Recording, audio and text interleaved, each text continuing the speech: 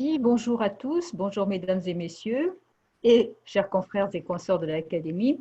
Donc aujourd'hui, c'est la section 5 qui organise cette séance, la section 5 qui cette année a revisité des sujets classiques de l'agronomie, le carbone, l'azote et aujourd'hui le phosphore.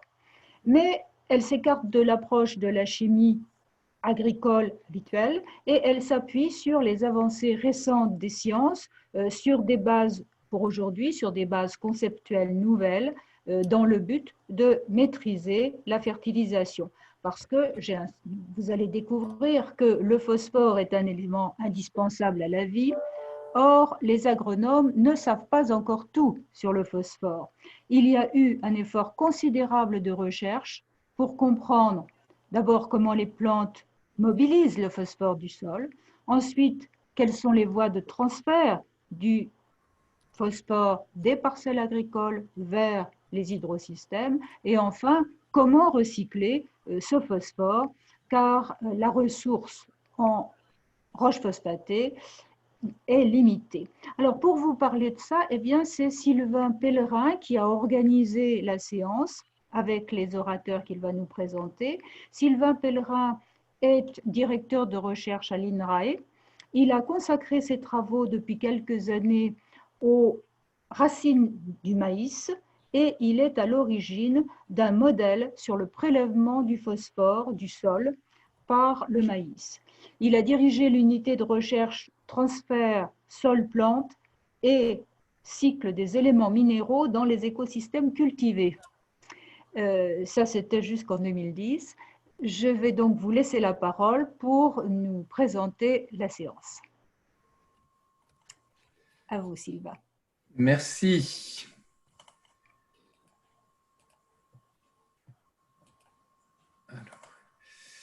Est-ce que mon écran apparaît? Très bien. Merci beaucoup, Madame la Présidente, et merci à l'Académie de m'avoir donné l'opportunité d'organiser cette session. Donc, il sera effectivement question du phosphore. Et ce phosphore, on va le regarder un peu de trois points de vue. Le phosphore en tant qu'élément nutritif, indispensable aux êtres vivants, plantes, mais aussi animaux, bien sûr. Un deuxième point de vue, c'est le phosphore en tant qu'élément susceptible de déclencher le phénomène d'eutrophisation dans les eaux. Donc, c'est plutôt le phosphore en tant que polluant. Et puis, un troisième point de vue qui est le phosphore, alors plus exactement, comme vous l'avez dit, les roches phosphatées, qui sont une ressource non renouvelable à l'échelle de temps humaine. Alors, je balaye rapidement ces trois points de vue. Donc, le phosphore, un élément nutritif indispensable, non substituable. Il entre dans la composition de molécules tout à fait essentielles, comme les phospholipides ou les sucres phosphorylés. Il y a aussi du phosphore dans les ATP, ADP, donc les molécules qui sont à la base de toute l'énergétique cellulaire. Et même, il y a du phosphore dans la molécule d'ADN, donc support de l'information génétique. Chez les plantes, une déficience modérée en phosphore a pour premier effet de réduire la croissance foliaire, on le voit bien sur la photo. Les concentrations dans la biomasse végétale, c'est de l'ordre du milligramme par gramme, c'est un ordre de grandeur plus bas que pour l'azote, et c'est un élément qui s'accumule dans les graines sous forme de réserve sous la forme de phytate, et les quantités exportées pour une céréale par exemple représentent quelques dizaines de kilos de P par hectare et par an. Alors ce qui fait une grande spécificité du phosphore, c'est que sa disponibilité pour les plantes, elle est fortement limitée du fait de ces interactions, des interactions très fortes de l'ion phosphate avec la phase solide du sol, qui en fait un élément très peu mobile et du coup peu disponible pour les plantes. Deuxième point de vue, donc le phosphore, élément déclencheur de l'eutrophisation des eaux continentales, c'est un petit peu la conséquence de ce qu'on a vu précédemment, c'est un élément qui est peu soluble, et donc quand il arrive du phosphore dans un écosystème aquatique, eh bien, il y a une explosion de la production primaire. Ce sont les Bloom algaux bien connus, et c'est un processus qui peut être auto-accéléré du fait de cyanobactéries fixatrices d'azote. Donc, il y a un apport de phosphore et puis ces bactéries fixatrices d'azote qui se développent, et du coup il y a à la fois phosphore et azote, et c'est pour ça que la production de biomasse explose, ce qui provoque une accumulation de déchets organiques qui consomment l'oxygène au fond des écosystèmes aquatiques, ce qui entraîne tout un tas d'effets négatifs sur la qualité des eaux. Alors, le transfert du P des sols vers les eaux, il se fait notamment par entraînement particulier, mais pas uniquement. Chantal Gasquel reviendra là-dessus. Et puis, bien sûr, le phosphore qu'on trouve dans les eaux, il n'a pas pour origine uniquement l'agriculture. Il y a aussi tout le phosphore qui vient des eaux usées, plus ou moins épurées, plus ou moins déphosphatées, qui rejoint les hydrosystèmes. Et puis, troisième point de vue, c'est le phosphore. Alors, encore une fois, plus exactement les roches phosphatées, qui sont une ressource non renouvelable. L'humanité extrait des mines à peu près une vingtaine de millions de tonnes de P par an, et la très grande majorité de ce P est utilisée pour la fabrication d'engrais phosphatés. Et donc, depuis quelques années, des voix se sont faites entendre pour alerter la communauté internationale sur le risque que constitue à terme la raréfaction de cette ressource qui, si elle venait à manquer, pourrait mettre en difficulté la sécurité alimentaire mondiale. Donc, il y a eu le travail qui a fait beaucoup de bruit quand il est sorti d'Anna Cordell, qui prévoit un pic de production de phosphore dans les années 2030-2040, après quoi l'offre deviendrait durablement inférieure à la demande. Bon, mais il y a des controverses là-dessus, Thomas y reviendra. Au-delà de cette question de réserve, il y a l'enjeu géopolitique, parce qu'il se trouve que les réserves en roches phosphatées se trouvent dans un très petit nombre de pays. Et en gros, le Maroc et le Sahara occidental disposent à peu près du 3/4 des réserves, d'où un risque quand même géopolitique. Alors, avant qu'on revienne sur ces 3 points de vue, un petit focus sur la situation française.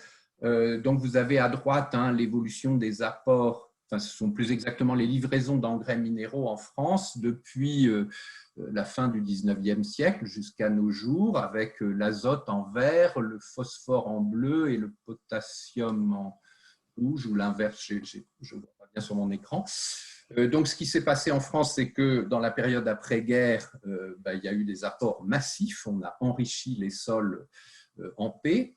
Depuis les années 70, les apports d'engrais minéraux P diminuent, ils ont été divisés par 4. C'est suite notamment à la réforme McSharry de la politique agricole commune, qui a incité les agriculteurs à faire des économies d'intrants, et puis c'est aussi lié au progrès des outils de raisonnement de la fertilisation qui fait qu'on a pu réduire considérablement les apports. Mais ce passé fait que actuellement, de l'ordre de 80% du P des sols agricoles français serait d'origine anthropique. Alors, l'excédent de bilan des sols français s'est réduit, puisqu'on a réduit les apports. Donc, vous avez ici en ordonnée le bilan, c'est-à-dire les entrées moins les sorties de phosphore, pour les 22 anciennes régions françaises au cours du temps, depuis les années 90 jusqu'à pas tout à fait 2010. Le trait épais en noir, c'est la moyenne française, et puis chaque région est illustrée de manière séparée.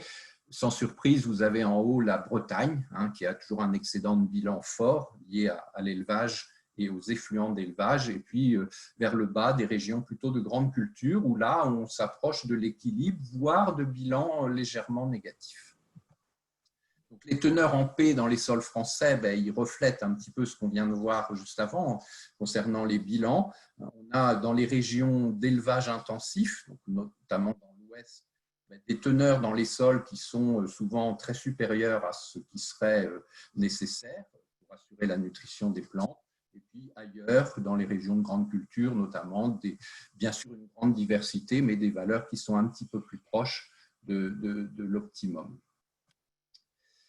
En termes de qualité de l'eau, bien, la situation s'améliore. Elle s'améliore concernant les orthophosphates dans les eaux plus qu'elle ne s'améliore pour les nitrates. Donc, vous avez là des chiffres en indice par 100 par rapport à 1998. Ce sont des publications du ministère de l'Environnement qui montrent bien qu'il y a peu de progrès, enfin, où les progrès sont lents concernant les nitrates, mais ils sont par contre tout à fait significatifs concernant les teneurs en phosphate dans les eaux.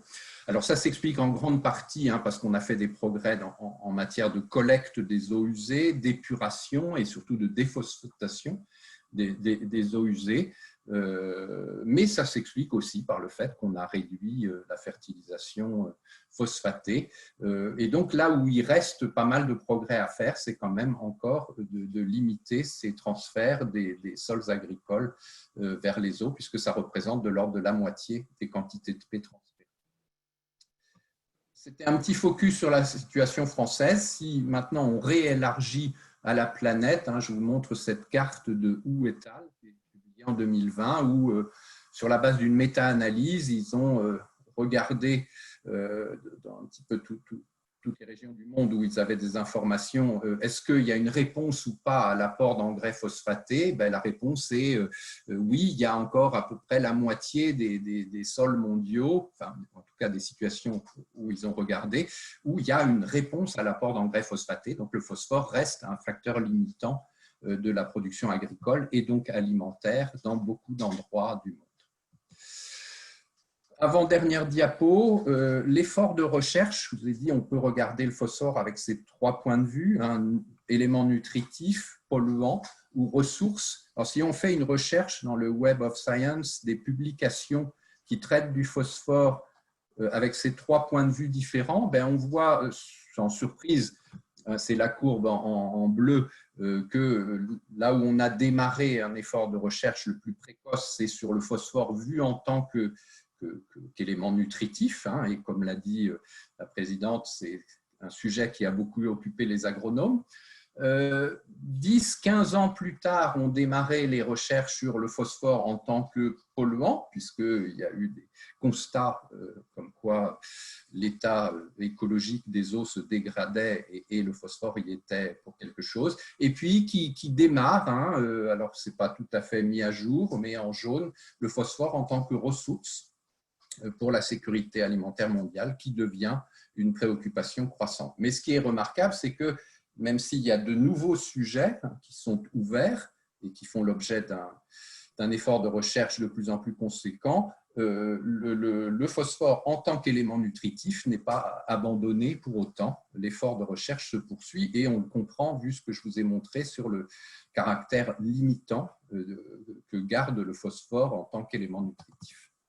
Voilà, donc pour faire le point un peu de l'état des connaissances sur cet élément avec ces 3 angles de vue.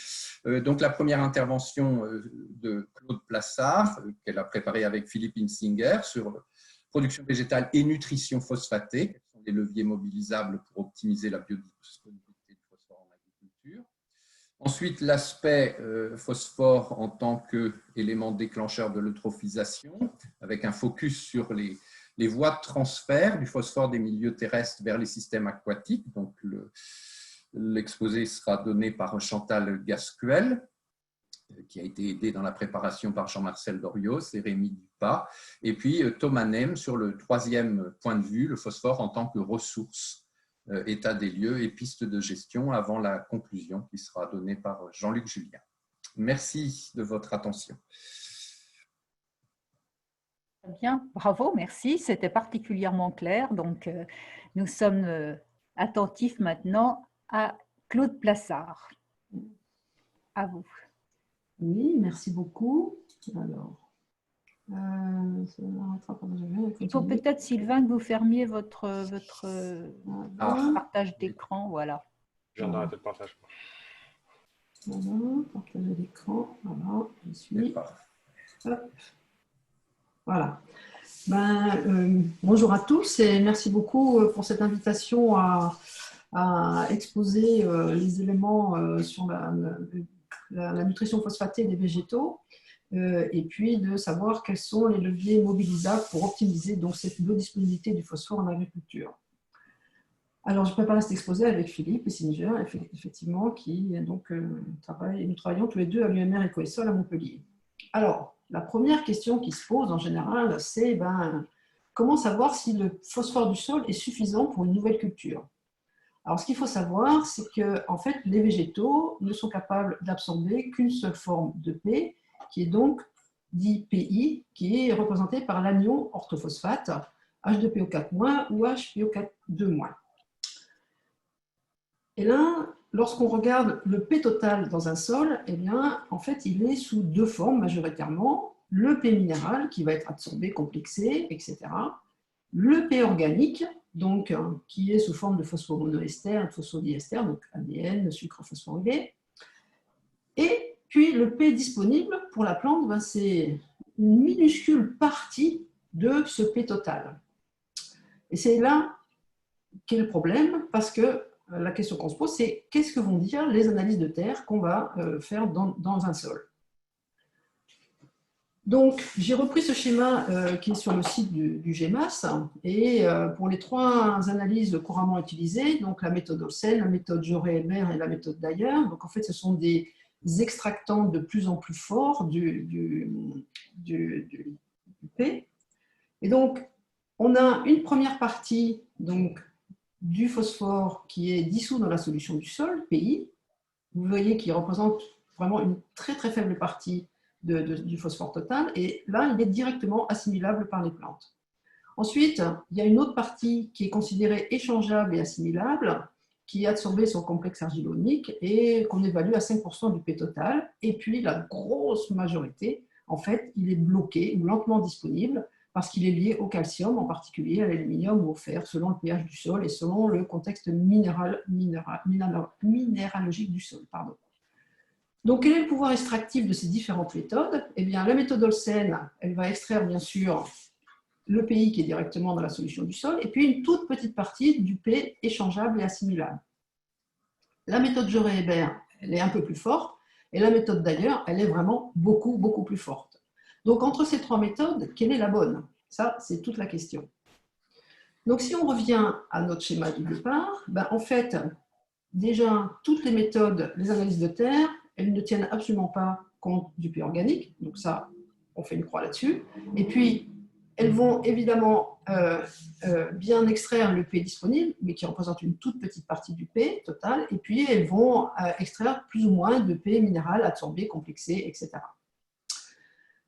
Donc, la question qu'on peut se poser ensuite, c'est est-ce que le P, les teneurs en P qui vont être donnés par l'analyse de terre, va vraiment être celui qui va être vu par la plante?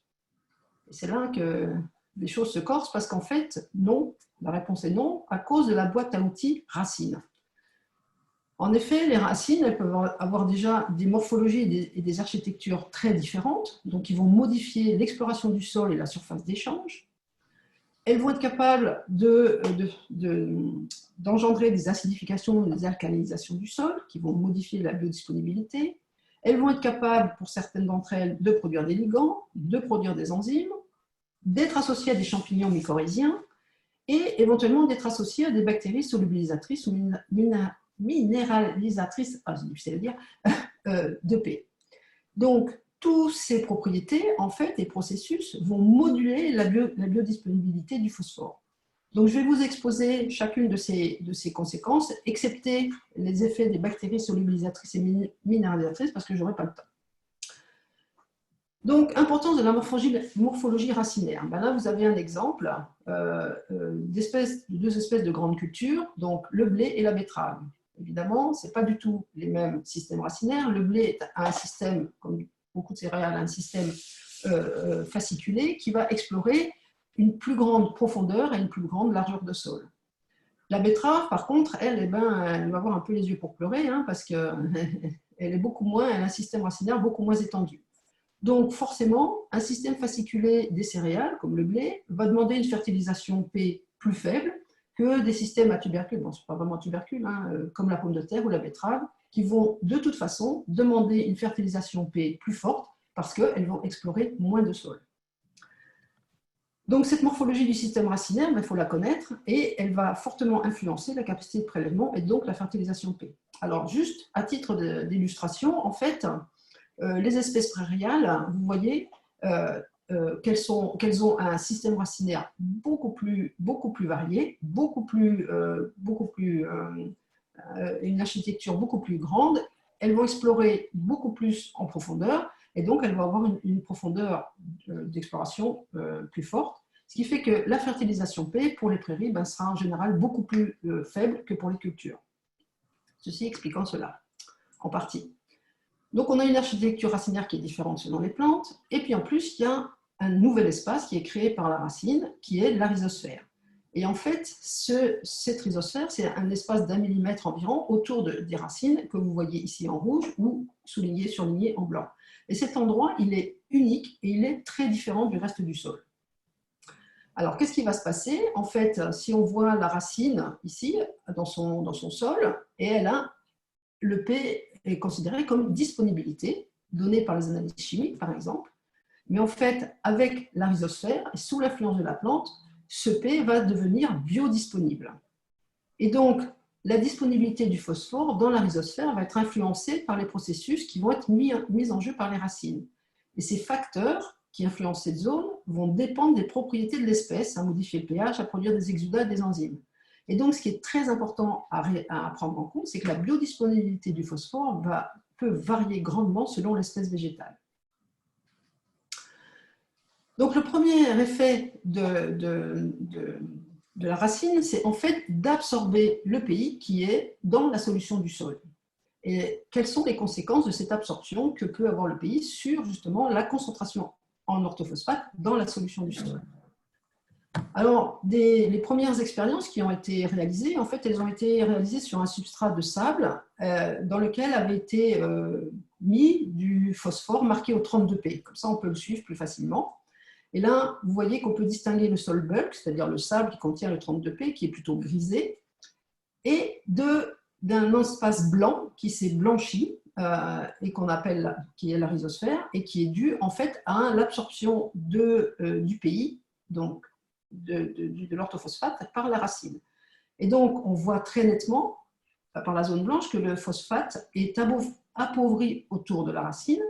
Et pendant très longtemps, c'était le seul processus qui était pris en compte dans les modèles de prédiction de la biodisponibilité. Et ainsi, cela donne quoi?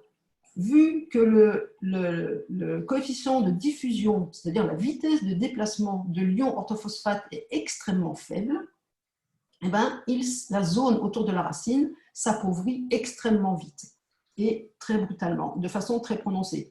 Ce qui est très différent d'une autre courbe de diffusion par un ion, comme le nitrate, qui lui a une vitesse de diffusion beaucoup plus élevée. Donc, la question qu'on peut se poser, c'est qu'est-ce qui se passe? Ça, c'était en conditions très simplifiées, en sable. Qu'est-ce qui se passe dans un sol? Et donc, ça a été étudié dans le cadre d'un essai longue durée à l'INRA de Toulouse, où il y avait donc des parcelles qui avaient été, dont la fertilisation phosphatée avait été arrêtée pendant plus de 40 ans, c'est P0, ou maintenue à différents niveaux de fertilisation. Donc P4 étant plus fort que P1.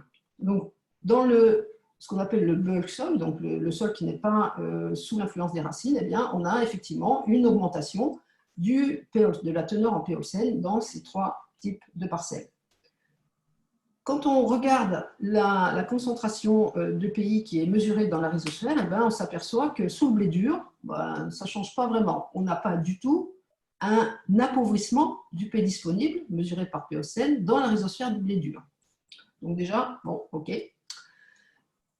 Et quand on regarde sous une légumineuse, qui est la févrole, alors là, c'est au contraire. On a une augmentation du P disponible dans la rhizosphère de la févrole. Donc déjà, une chose très importante, deux points très importants. Un, on n'a pas d'appauvrissement, mais on peut au contraire avoir un enrichissement en P disponible dans la rhizosphère.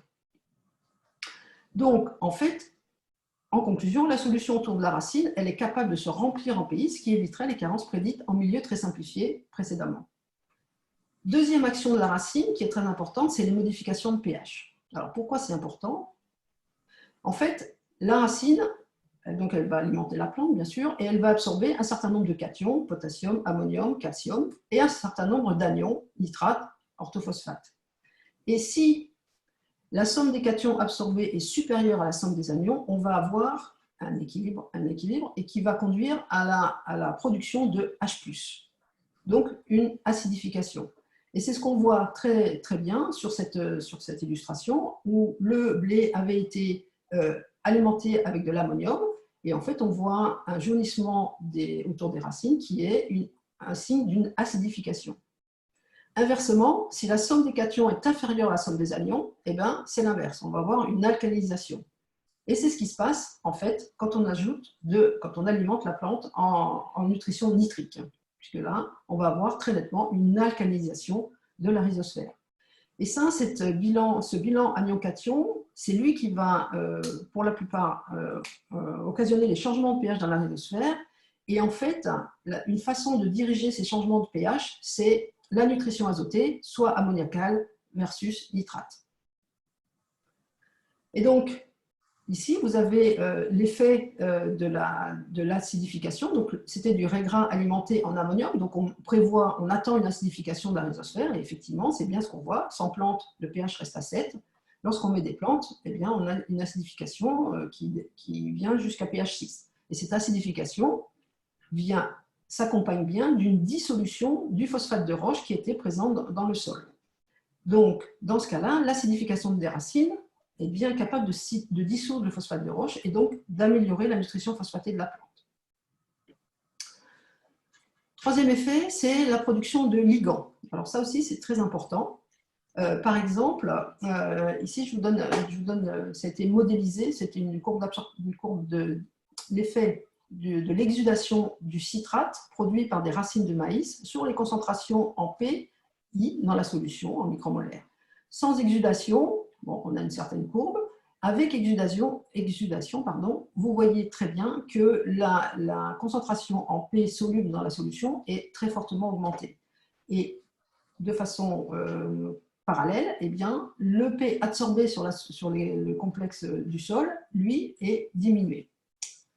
Donc, un des effets majeurs du citrate, comme des autres anions organiques, l'oxalate, etc., le malate, le malonate, c'est une augmentation du phosphate libre et la diminution du phosphate adsorbé. Dernier effet, c'est la production d'enzymes pour s'adresser, donc là, cette fois, à l'hydrolyse du phosphore organique. Donc ici, c'était un système qu'on avait mis en place dans notre laboratoire où on a du sol témoin en couche mince de sol et border cette couche mince de sol soit par des racines de blé, soit par des racines de haricots, ou d'un côté blé et de l'autre côté haricots. Et donc, avec le même extractant Olsen, eh bien, on peut doser le P organique qui était présent dans la solution, dans le sol. Et on voit que dans le bulk sol, donc on a un certain niveau, eh bien, lorsque on a du blé, on voit très distinctement que le blé est capable d'épuiser le P organique de la solution du sol, alors que le haricot, une légumineuse, donc l'augmente. La culture mixte était entre les deux. Donc là, ce qu'il faut retenir, ce qui est très important, c'est qu'en fait, l'effet spécifique est extrêmement fort. On a vraiment une très grosse différence entre céréales, en l'occurrence blé, et légumineuses, en l'occurrence haricots. Et puis, bien entendu, nos racines, vu qu'elles excrètent dans leur rhizosphère beaucoup de composés carbonés, etc., eh bien, elles vont héberger de nombreuses populations microbiennes, bactéries, qui vont être capables éventuellement de solubiliser aussi du phosphore minéral ou de minéraliser du phosphore organique. Et puis, elles sont surtout peuvent être associées à des ifs des champignons ectomycorrhiziens, en particulier des champignons endomycorhiziens. Et ça, c'est extrêmement important parce qu'en fait, ces ifs des champignons endomycorhiziens peuvent explorer un volume de sol considérable, jusqu'à 100 mètres par centimètre cube de sol. C'est vraiment énorme. Et là, vous les avez. Donc, vous avez votre racine avec vos poils racinaires. Et là, tous les filaments qui partent à l'assaut des particules de sol, eh bien, ce sont les ifs des champignons endomycorhiziens.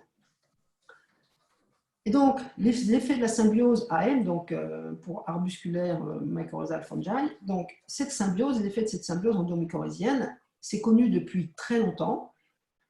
Et ça a été montré par des additions, par des expériences où on ajoutait du P au sol. Et on peut voir que lorsque les plantes sont mycorhizées dans la couche, eh bien, on obtient très vite une croissance maximale et aussi une concentration, une nutrition phosphatée des plantes maximale pour des doses ajoutées, des doses de phosphore ajoutées au sol vraiment très faibles par rapport à des plantes non mycorhizées. Donc ça, cet effet, ça a été vu depuis, je dirais, près d'un siècle. Hein. Donc ça, c'était connu que, les champignons endomycorhiziens étaient capables de très fortement favoriser la nutrition phosphatée de la plante. Mais ce qu'on ne savait pas trop, ce qu'on pensait, c'est qu'en fait, ben voilà, on a un système racinaire, on a des ifs de champignons endomycorhiziens qui vont aller chercher le phosphore, et puis, ben, ma foi, on a 50-50 entre du P absorbé par les racines et puis du P absorbé par les ifs. Et puis des auteurs australiens, des collègues australiens, en fait, ont montré que ce n'était pas si simple que ça. Ils ont réussi à distinguer le P, la fraction de P qui était absorbée par les racines de celle des ifs, et en fait, ils ont associé des plantes de tomates, en l'occurrence, avec deux espèces de champignons endomycorhiziens. Et ce qu'ils ont vu, c'est que le pourcentage de P provenant des racines, il était seulement de 20%. Ce qui veut dire que le champignon, à lui tout seul, il apportait 80% du P accumulé à la plante. Donc, en fait, non seulement les ifs des champignons endomycorhiziens vont chercher du P, augmente fortement le volume de sol exploré, mais surtout, ce qui est très important, c'est que les ifs peuvent absorber la quasi-totalité du P de la plante. Et ça, on le sait depuis plus récemment. Donc, si on revient à notre schéma, eh ben, on a notre plante qui, évidemment, via ses activités d'absorption, de l'acidification, d'alcanisation, va être capable, évidemment, de prélever le PI qui est dissous dans la solution du sol. Elle va être aussi capable de mobiliser le PI qui est absorbé sur le complexe argilo-humique.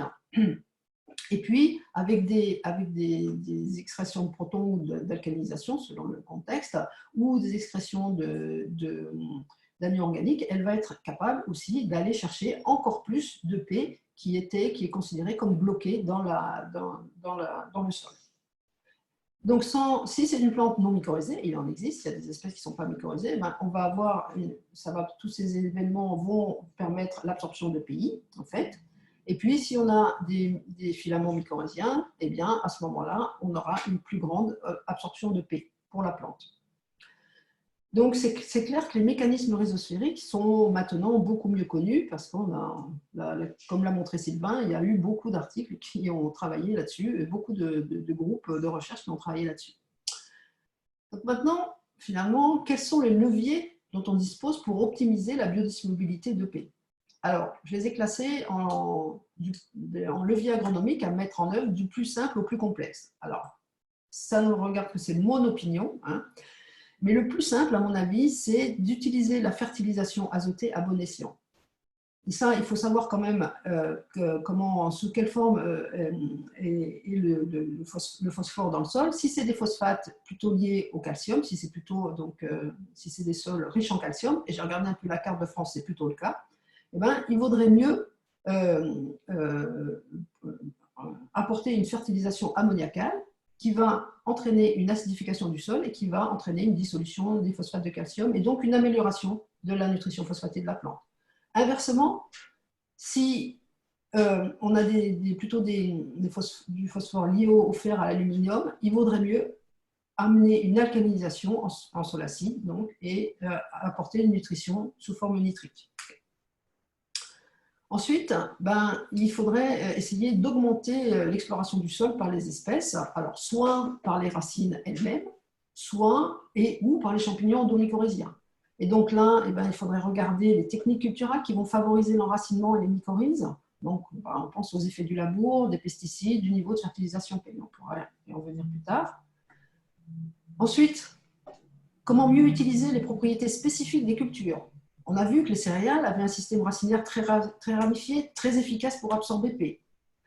Par contre, les légumineuses ont en général un système racinaire moins étendu, mais capable de produire des ligands et des enzymes, et ainsi d'augmenter la biodisponibilité de P pour les voisins. Donc, est-ce que les mélanger constitue une alternative durable pour maximiser l'utilisation des différentes formes de P.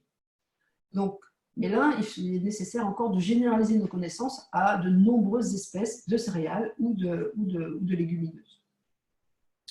Parce qu'on souvent on travaille sur les mêmes, toujours sur les mêmes. Hein. Et puis, il y a la sélection variétale. Donc, est-ce qu'on pourrait penser à des nouveaux critères de sélection des variétés? Bon, par exemple, déjà en sélectionnant les nouvelles variétés sur des sols à faible niveau de disponibilité en P. Avec comme objectif pour produire autant de biomasse avec moins de P. Donc là, est-ce qu'il serait opportun de sélectionner sur la morphologie, l'architecture racinaire, sachant que des cultivars qui vont avoir tendance à avoir un système racinaire fasciculé et à mieux explorer le sol. Sélection sur des critères d'efficience d'absorption de P, d'utilisation de P, sélection de variétés avec moins de phytate, ce que disait Sylvain. Donc, ça a été déjà développé pour le riz et le maïs par des croisements, parce qu'il y a une variabilité entre les cultivars très significative, de 1 à 10 par exemple, et le soja par méthode génétique, et ensuite suivi de croisement. Voilà. Donc là, ce sont quelques solutions. Maintenant, on verra bien dans l'avenir ce que l'avenir nous dira sur les meilleures méthodes à utiliser. Je vous remercie pour votre attention. Je crois que nous pouvons vous remercier vraiment très chaleureusement parce que c'était vraiment très clair. Nous avons vu que c'était très complexe, mais c'était tout à fait abordable par quelqu'un comme moi qui ne suis pas… J'en remercie. Donc, c'est vrai que nous avons eu il y a quelques mois une conférence sur les mycorhizes et que nous sommes tout à fait alertés sur l'importance que ça a pris. Vous nous avez montré la recherche récente là-dessus et que il apparaît apparemment que ça va parfaitement dans le sens que l'on préconise aujourd'hui d'aller vers une rotation des cultures, blé, légumineuses, etc. Alors, monsieur, il y a un auditeur, Marc Lambert, qui vous demande si l'apport d'engrais ammoniacal en sol calcaire signifie une forte perte d'ammoniac. Ah non. Ah ben non. Non, non. Enfin, oui, ça y est, je vois. Oui, effectivement. Alors, ça dépend du pH du sol. Hein. Si vous êtes à pH 8, forcément, ça ne va peut-être pas lui plaire. Hein. Effectivement. Si. Mais ça dépend du pH du sol, je dirais. Parce qu'en fait, le pKa de l'ammonium, Sylvain, au secours, je crois que c'est 7 ou 8, non? Je ne me souviens plus. Entre NH3 et NH4, je pense que c'est au-dessus de 7, hein, de toute façon. Donc oui, effectivement, si on a des sols très calcaires, on risque de perdre de l'ammoniac, mais si vous enfouissez votre engrais quand même un petit peu, peut-être que vous allez limiter les pertes. Mais c'est vrai, oui, exact. Oui, ça dépend du sol, ça dépend du pH du sol. Je pourrais rechercher le pKa de l'ammonium et NH3. Alors, vous pourrez répondre plus précisément par écrit aux gens. Oui. Et Sylvain Pellerin avait envie de répondre aussi. Non, c'était juste pour dire à Claude que je ne pouvais pas l'aider sur la valeur pK. Alors, il y a aussi Monsieur Sago, enfin, je suppose que c'est monsieur, qui voudrait savoir à partir de quelle teneur de calcium dans le sol le phosphore est retenu. Ah, à partir de quel… alors là, je donne ma langue au chat. Je suis désolée. Sylvain? C'est très précis. Hein. Ah ouais, là, c'est super précis. Là, c'est super précis. De toute façon, en général, dès qu'il y a un petit peu de calcium, c'est vrai que le phosphate va avoir tendance à former des complexes de phosphate de calcium. Donc voilà. Après, est-ce qu'il y a des niveaux à partir de quelle concentration en calcium? Bon, écoutez, je vous propose que vous puissiez répondre plus tard par écrit, parce qu'il y a aussi une autre question là qui me paraît très pointue de Monsieur Perron qui dit où situer la méthode Bray 2 ou Brayhill, je ne sais pas, au niveau du degré d'extraction du P dans le sol. par rapport au P. Olsen. La méthode Bray, je pense qu'elle est plus forte que la méthode Olsen. Voilà, je ne me rappelle plus l'extractant. C'est quoi la méthode Bray? Sylvain, s'il te plaît? Ben, je sais que c'est une méthode qui est beaucoup utilisée aux États-Unis, Canada. Je ne vais pas savoir te dire quel est l'extractant, mais je suis d'accord avec toi. C'est un extractant plus puissant que celui utilisé dans le cadre de la méthode Olsen. Bien, alors comme là, ce sont des questions vraiment très pointues, nous allons nous arrêter avec une dernière question, Jean-Paul Daubonnet, qui là est plus globale, qui est le gisement en P est donc sur place, mais jusqu'à quel point? Est-ce qu'en mettant des légumineuses, on va pouvoir continuer ainsi, on aura suffisamment de P? Alors, le gisement en P est en place. Oui, tout à fait. En fait, le problème, c'est qu'il faut aller le chercher. Donc, j'ai souvent l'habitude de dire à mes étudiants que le P, le phosphore, il est rare et cher. Parce que de toute façon, c'est la racine qui va devoir se déplacer vers la source de phosphore et pour aller le chercher. Parce qu'il est peu mobile, etc., etc.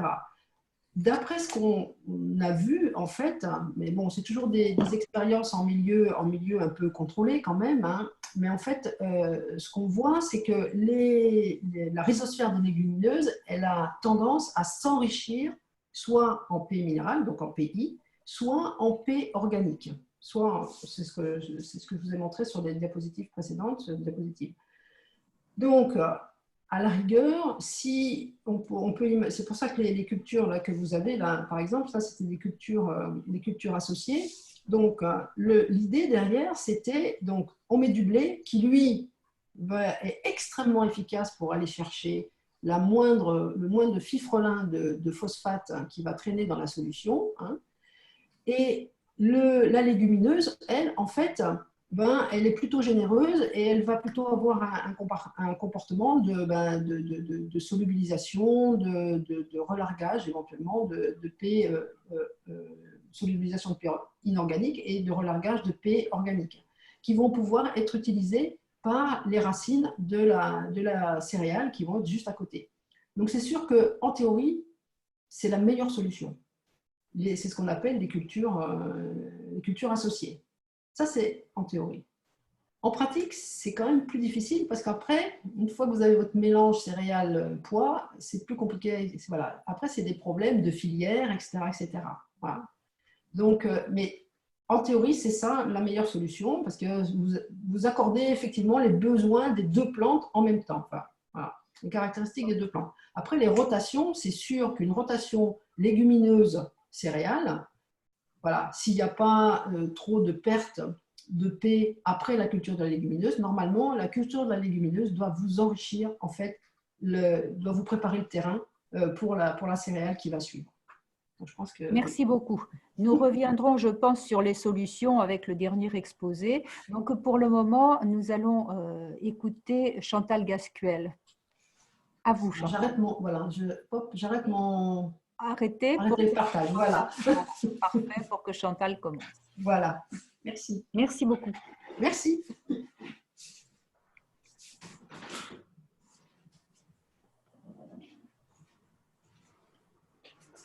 Voilà, bien. Bonjour à tous. Donc, comme vous le voyez, hein, j'ai préparé cet exposé avec Jean-Marcel Doriot, Inrae Tonon et Rémi Dupas, Inrae Rennes, et on va aborder le transfert du phosphore des milieux terrestres vers les milieux aquatiques. Donc, comme illustré sur cette première page d'en-tête, cela implique le sol, la plante, hein, comme vient de nous l'expliquer Claude, mais aussi le paysage agricole, les villes, les masses d'eau qui sont diverses, toute une économie territoriale qui mobilise le P pour les cultures, les animaux, pour le traitement de l'eau. Donc voilà, vous avez compris, on prend un grand coup de zoom par rapport à ce que nous a dit Claude et on regarde assez largement les choses. Alors, l'année dernière, il y avait une séance à l'Académie d'agriculture qui avait porté sur l'eutrophisation. Et à ce moment-là, nous avions souligné l'importance de prendre vraiment de manière large le continuum de la terre à la mer, de prendre en compte l'azote et le phosphore, les apports, les accumulations pour la maîtrise de l'eutrophisation. Et puis, l'importance aussi de regarder les transferts, mais aussi les vulnérabilités des masses d'eau. Vulnérabilité des masses d'eau, éclairement, température, renouvellement de l'eau, et toute la spéciation qui est sur l'azote et le phosphore dans ce continuum. Alors, vous trouverez bien sûr tous ces travaux, bien sûr, dans l'archive de l'Académie d'agriculture de l'année dernière. Un ouvrage est paru et puis, du coup, j'ai proposé aux organisateurs de se focaliser ici sur la partie vraiment transfert. Pourquoi le phosphore va des sols jusqu'aux masses d'eau et quels sont les mécanismes qui sont mobilisés. Alors, le constat, c'est une grande convergence des données, de toutes les données sur les grands systèmes les grands systèmes aquatiques sur lesquels il y a une surveillance d'organisés. Donc, sur la gauche, vous avez un graphique sur la tendance sur les eaux européennes, et puis sur la droite, le graphique sur les variations, voilà, sur plus de 50 ans, sur l'azote et le phosphore, et toutes les données convergent pour montrer qu'on a une diminution du P sur les grands systèmes et que cette diminution, elle est bien plus forte sur le P que sur le N. Alors, je reprends ici un petit focus sur les données des Grands Lacs alpins pour dire que ces données, elles ont été pionnières. Les travaux sur le phosphore ont été pionniers sur les lacs et qu'on remarque finalement les mêmes tendances, à savoir une diminution du P, et pas du tout ici du N, mais qu'avec ça, on a des trajectoires qui sont assez différentes suivant les lacs, et on a sur la droite les 3 cas, le Léman, le Bourget et Annecy, et vous voyez que les trajectoires sont assez différentes parce que finalement le lac réagit à tout un ensemble de pressions qui sont très différentes. Le Léman est plus urbanisé que les autres lacs, etc. Donc une diminution sur le P, moins sur le N, mais des trajectoires différentes selon les systèmes. Alors, si l'on regarde maintenant l'exemple ici de petits fleuves côtiers bretons, on a des images qui sont bien plus brouillées, parce qu'on a ici des données à une fréquence mensuelle, donc on a une grande variabilité, vous voyez, c'est quand même caractéristique, une grande variabilité, mais néanmoins une décroissance des concentrations en phosphore total sur les 30 dernières années. Alors, la bibliographie et le constat général, c'est que cette décroissance a été due à des solutions plutôt d'ordre technologique. Le traitement des eaux, la réglementation sur les lessives, ça a été clairement montré sur les lacs. Dans les contextes agricoles, on a aussi l'amélioration de l'alimentation animale et l'amélioration des pratiques agricoles. Donc, ce sont finalement les résultats d'une grande mise en route de solutions technologiques qui se sont mises progressivement dans le temps les unes derrière les autres. Alors, maintenant, je vous propose de regarder finalement dans le cas français quels sont les facteurs qui déterminent cette exportation. Donc ici, on a pris un ensemble de 60 bassins, plusieurs centaines de kilomètres carrés sur la France, des bassins indépendants, et on a regardé un facteur de rétention apparente, ce qui reste sur le bassin versant au regard de ce qui sort. Et on voit bien que pour l'azote, c'est une dominance liée au surplus qui fait l'exportation. Et sur le phosphore, ce sont des indices de connectivité, en particulier de connectivité hydrologique. Plus la connectivité hydrologique est importante, plus l'exportation est importante. Mais il faut vraiment avoir en tête que cette exportation pour le phosphore, elle est extrêmement faible, et ce qui pose la difficulté de la maîtrise des exportations de phosphore. Ce coefficient de rétention apparent sur l'ensemble des 160 bassins, il est de l'ordre de 50% sur l'azote, calculé au rapport des surplus d'azote, mais il est de 95% sur le phosphore. Le phosphore reste, il est émis en petite quantité, et cette petite quantité est liée principalement à des facteurs de connectivité hydrologique.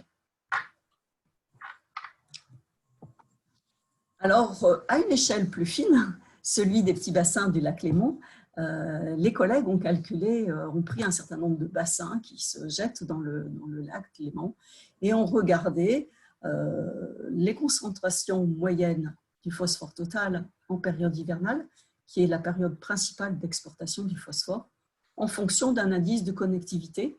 Et cet indice de connectivité prenait en compte deux facteurs, un facteur d'imperméabilisation, sol nu, battance, tassement, et un facteur de connectivité des bassins au lac. Et on voit une certaine corrélation. Donc on voit bien qu'à l'échelle nationale, comme à l'échelle de bassins de moyenne taille, eh bien, ce facteur de connectivité, c'est un facteur important qui peut être décliné à différentes échelles. Donc, fort de ça, on a, je dirais, remis l'ouvrage sur le panier, là, et on a fait ça à l'échelle de la Bretagne. On a sélectionné des bassins, et cette fois, on a pris des bassins plus petits. On pensait, en prenant des bassins plus petits, éviter finalement un petit peu les pollutions ponctuelles et avoir la partie agricole.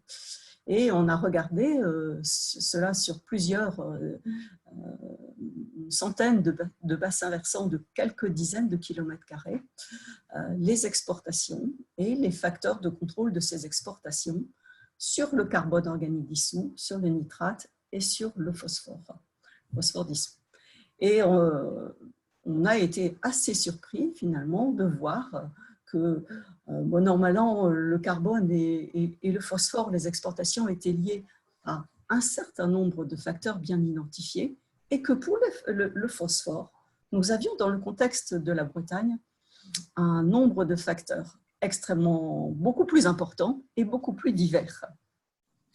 Alors on a des facteurs explicatifs qui sont des facteurs hydrologiques, c'est finalement la lame d'eau qui est émise. Ce sont des facteurs topographiques, la pente, l'indice d'humidité, et des facteurs de pression. Donc, on a finalement dans ces contextes des transports de P, des transferts de P très multifactoriels. Et donc, je prends la slide suivante pour illustrer le pourquoi de ces résultats qui apparaît finalement en contradiction avec le résultat précédent, pour vous montrer des détails sur ces données et cette région. Alors, à l'échelle de la Bretagne, vous avez en haut à gauche les rejets de stations d'épuration, et vous voyez qu'ils sont extrêmement très forte densité sur l'ensemble du territoire. Toutes les petites communautés sont maintenant équipées et ont des rejets. Il y a évidemment les surplus agricoles, donc qui sont là structurés spatialement. Et vous avez sur la partie droite les concentrations en phosphore dissous et les flux. Et vous voyez bien évidemment qu'il y a des ressemblances entre les surplus, mais que ces ressemblances sont toutes relatives et qu'il n'y a pas d'explication simple et unilatérale entre concentration et flux et facteurs explicatifs, qu'on a vraiment une explication multifactorielle dans lequel des facteurs locaux peuvent entrer en ligne de compte. Alors maintenant, on a regardé ici jusqu'à présent des variations spatiales à l'échelle nationale, à l'échelle de bassin des Grands Lacs, à l'échelle régionale. Et maintenant, je voudrais passer à des données où finalement on est sûr qu'il n'y a pas finalement de pollution ponctuelle, mais qu'on est exclusivement dans l'agricole, par des petits bassins versants, par des données sur des petits bassins versants à l'échelle de quelques kilomètres carrés. Alors, ce sont des dispositifs qui sont suivis de longue date, où on a des grands jeux de données, et on a regardé cette fois les variations dans le temps. Et on a une convergence de vue entre les bassins alpins et nos bassins bretons pour montrer qu'on a une grande variabilité à l'échelle de l'année, des compartiments dans le paysage qui sont mobilisés, que parfois le phosphore dissous et le phosphore particulaire arrivent en même temps, parfois, ils sont découplés parce qu'ils viennent de compartiments dans le paysage différents. À l'automne et au printemps, phosphore particulière et phosphore dissous arrivent de manière synchrone par des phénomènes d'érosion, mais aussi par des phénomènes, en particulier à l'automne, de réhumectation des zones humides de bas-fond. Et en hiver, à l'inverse, la mobilisation de l'eau par le versant dilue le signal et on a du phosphore particulier, mais peu de phosphore dissous. Donc, on a toute une dynamique spatiale, mais aussi temporelle, qui se met en route, qui se met en jeu à différentes échelles. Alors maintenant, j'en viens à deux petits bassins agricoles qui nous ont vraiment questionnés. Donc, il y en a un, vous l'avez vu, c'est le bassin de Kervidinésin, sur lequel j'ai un peu commenté ces dynamiques temporelles.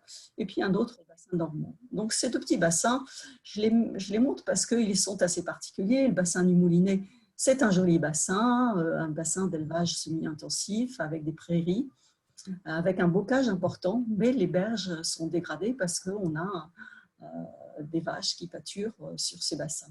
Et de l'autre côté, on a un bassin d'élevage intensif, maïs, blé à dominance de culture, qui a eu un bocage extrêmement dégradé, mais dont les berges restent protégées.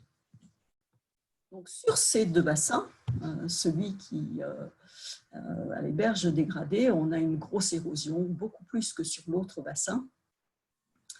On a, je dirais, de manière assez égale, des flux de phosphore particulière et le phosphore dissous, à notre surprise, est beaucoup plus important sur le bassin intensif que sur l'autre bassin. On a un ratio du phosphore dissous sur le phosphore total qui est aussi de l'ordre de 1 à 3. Alors, quand on regarde les données dans le détail, on voit dans ce graphe du haut que cette comparaison va à l'encontre de deux idées reçues, en fait. D'une part, en regardant les flux de phosphore totaux en rose et les flux de phosphore dissous. Dans certains bassins, le phosphore total est dominant. Dans d'autres bassins, notre petit bassin très intensif, qui a stocké du phosphore mais dont les berges sont protégées, eh bien, le phosphore dissous arrive certaines années à un niveau qui n'est pas très loin du phosphore total. Alors, on peut dire ça certaines années. On constate aussi que sur ces 8 années de suivi vraiment très détaillé, on a une grande variabilité annuelle. Mais que ce qui caractérise finalement ces deux bassins versants et de manière assez similaire, c'est qu'il y a une part de l'émission du phosphore qui est extrêmement importante lors des crues. C'est en particulier vrai sur le bassin de Kervidinésin, l'émission du phosphore, qu'il soit dissous ou particulière, extrêmement importante dans les crues. Dans le bassin du Moulinet, c'est un petit peu moins le cas, mais on a une émission importante pendant les crues. Donc, on voit bien que le phosphore va finalement émettre beaucoup en crue et que la part du phosphore dissous va être peut-être relativement importante. Alors, ça, le fait que le phosphore soit émis en crue amène une grande incertitude sur tous les flux qui vont être estimés. Donc, quand on fait des bilans en concentration, mais en flux surtout, à différentes échelles, on a toujours une très grande incertitude. Pourquoi? Parce que la surveillance des eaux, de manière générale, se fait à un pattern mensuel et que ce pattern mensuel ne permet pas de saisir la variabilité des crues et que l'exportation est essentiellement en crue. On a ici sur ce graphique l'estimation des flux totaux estimés à partir d'un échantillonnage journalier, d'un échantillonnage hebdomadaire ou d'un échantillonnage mensuel. Et vous voyez bien que l'incertitude sur ces flux extrêmement importante, dès qu'on pense du journalier à l'hebdomadaire et également de l'hebdomadaire au mensuel. Et puis, par ailleurs, l'échantillonnage échappe généralement au cru et on a une sous-estimation des flux. Donc, il y a vraiment un objectif opérationnel d'accroître la surveillance avec un meilleur échantillonnage pour avoir des bilans des flux sur le phosphore. Alors, je voudrais ici illustrer 2-3 fronts de recherche. J'en ai pris 2 qui me semblent intéressants à mettre en avant à partir de la bibliographie, de manière générale.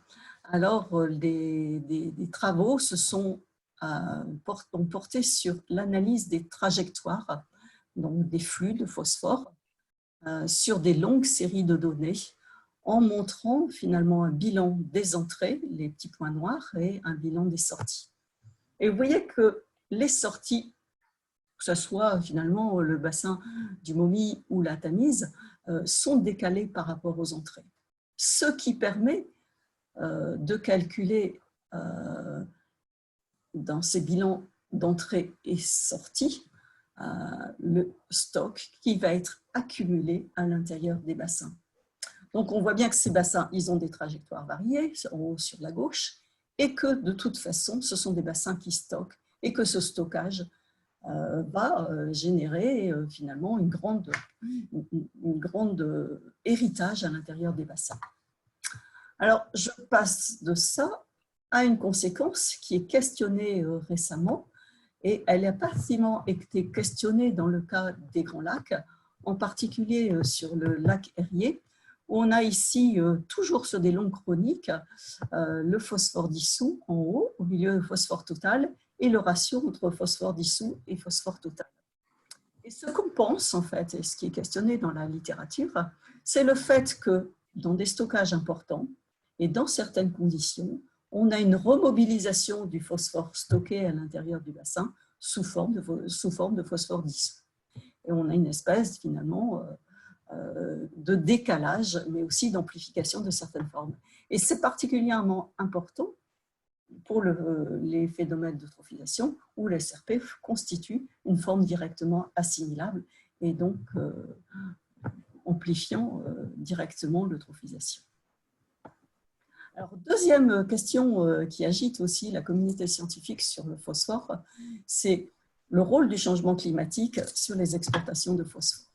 Alors, on voit bien dans cette petite illustration qu'on peut avoir des effets en chaîne liés à la température, à l'exportation. Des éléments bibliographiques nous alertent en particulier sur 2 grands processus qui peuvent amplifier les exportations. La première, c'est plus de pluie, plus d'averses et des cycles alternés sécheresse-humidité, donc qui peuvent accroître les processus de mobilisation du phosphore. Et la deuxième chose, c'est l'accroissement de la connectivité des transferts du fait de leur humidité importante ou de leur sécheresse, qui peut finalement opérer aussi plus de transferts. Alors c'est toujours difficile et il y a certaines communautés de recherche qui ont appliqué des modèles. Les modèles ont toujours une grande incertitude. Et donc là, l'idée, ça a été de regarder des données anciennes sur un jeu de bassin du nord de l'Europe et en regardant particulièrement la période, en fait, vous savez qu'il y a des oscillations nord-atlantiques qui font que le climat oscille de manière cyclique. Et là, on a une période où le NAO augmente et sur cette période, 5-6 ans où le NAO augmente, donc avec un régime de précipitation différent et plus important, on peut regarder ces régimes d'exportation.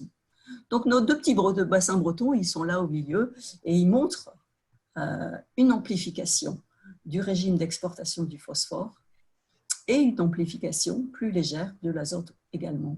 Donc, on peut penser qu'avec les données historiques, avec les hypothèses, mais aussi avec les modèles, on peut avoir un régime d'exportation plus important et la question du changement climatique et du régime d'exportation du phosphore est vraiment questionnée. Donc, j'en viens à mes messages de conclusion. Alors, pour message de conclusion, le premier, mais on le savait déjà, c'est qu'il faut prendre le continuum, l'azote et le phosphore.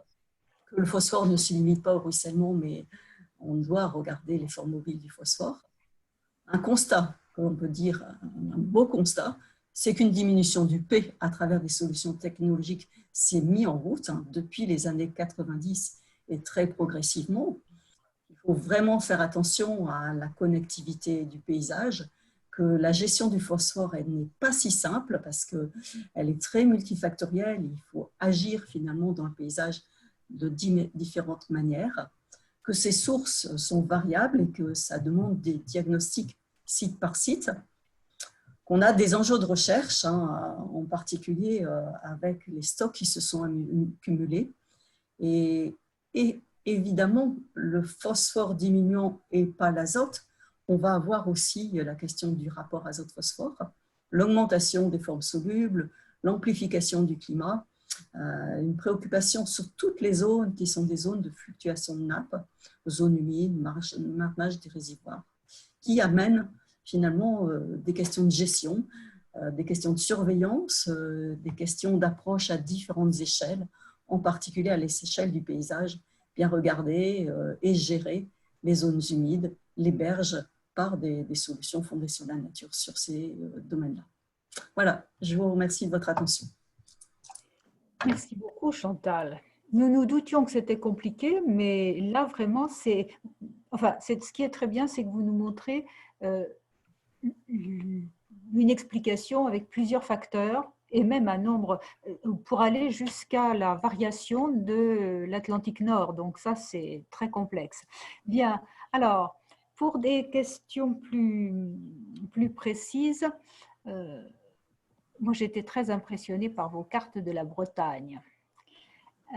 Philippe Saugier voulait vous poser une question que je ne retrouve pas. Mais Philippe vous demande quelle est la contamination des nappes?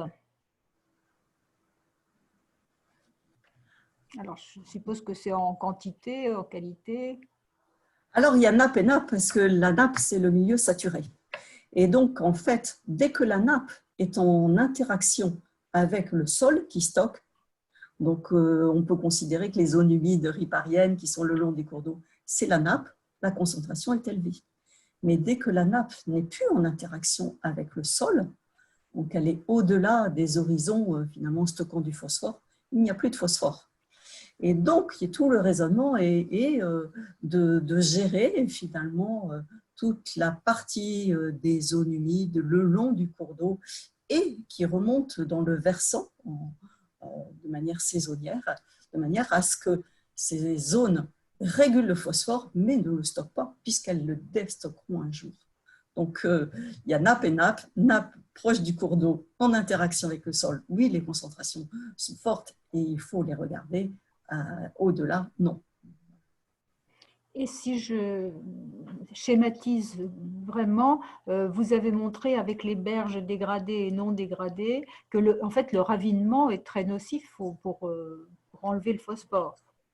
Alors, je l'ai montré, oui et non. Dans les berges, j'ai montré que finalement, on avait une érosion, un phosphore particulier, et que donc, pour ce phosphore particulier, il fallait vraiment bien gérer les berges. C'est-à-dire, et c'est ce qui se fait de plus en plus dans la gestion, c'est mettre des abreuvoirs, mettre des ponts, finalement protéger et gérer finalement les espaces dédiés aux animaux.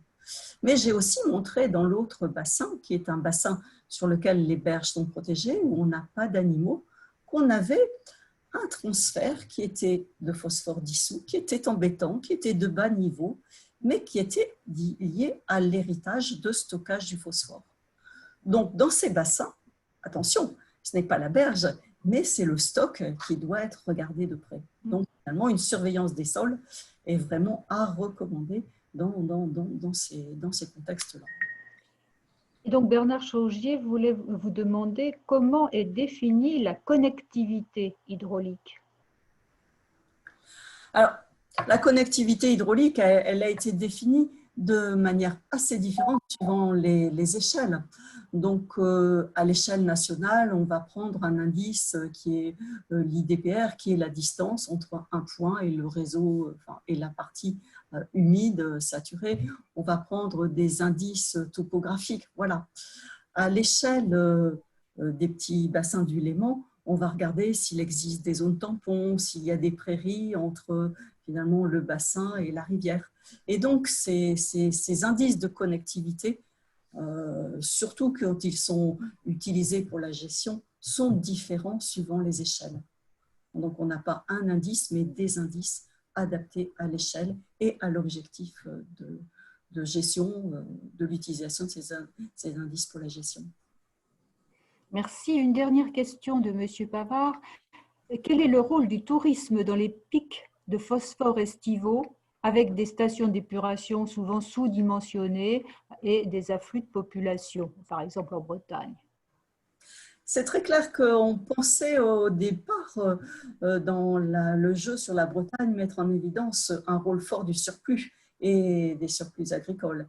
Et on l'a vu, et il est nettement là, mais il n'est pas le seul. Donc finalement, et les stations d'épuration qui ont des capacités variables, avec une démographie variable et parfois mal estimée, doivent être regardées avec attention dans toutes les communes. Et c'est l'objet des PLU, des PLUI, de regarder aussi toute cette gestion, la prise en charge des communes sur les stations d'épuration. C'est un point d'attention qu'il faut avoir, bien sûr. Merci beaucoup, Chantal, merci. Nous allons maintenant passer la parole à Thomas Nem, qui est professeur à Bordeaux Sciences Agro. Donc, vous avez la parole, Thomas. Entendu, merci. Alors, Chantal, je crois que tu as besoin. Voilà, il faudrait que tu arrêtes ton partage d'écran. Voilà.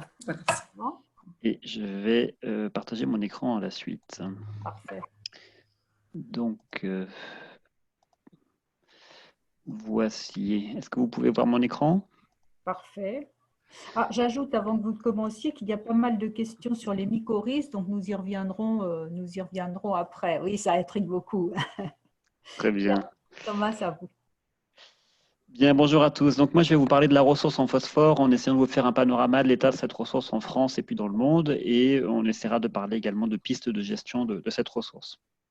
Alors, ce qu'il faut comprendre d'abord, c'est que l'agriculture, vous le savez, est une grande consommatrice de ressources phosphatées, enfin de roches phosphatées, puisqu'à l'échelle mondiale, l'agriculture va consommer à peu près 90% de l'extraction des roches phosphatées. C'est ce qu'on appelle les phosphates naturels ou les phosphates de roche. Essentiellement pour la production d'engrais minéraux, mais un petit peu également pour la production de compléments minéraux à destination des animaux d'élevage.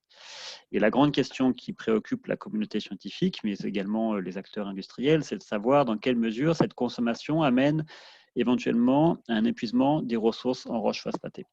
Alors Sylvain Pellerin l'a évoqué tout à l'heure dans son introduction. En 2009, un article a fait un petit coup de tonnerre dans un ciel bleu en disant qu'on risquait d'atteindre un pic d'extraction de phosphore, un pic d'extraction des roches phosphatées.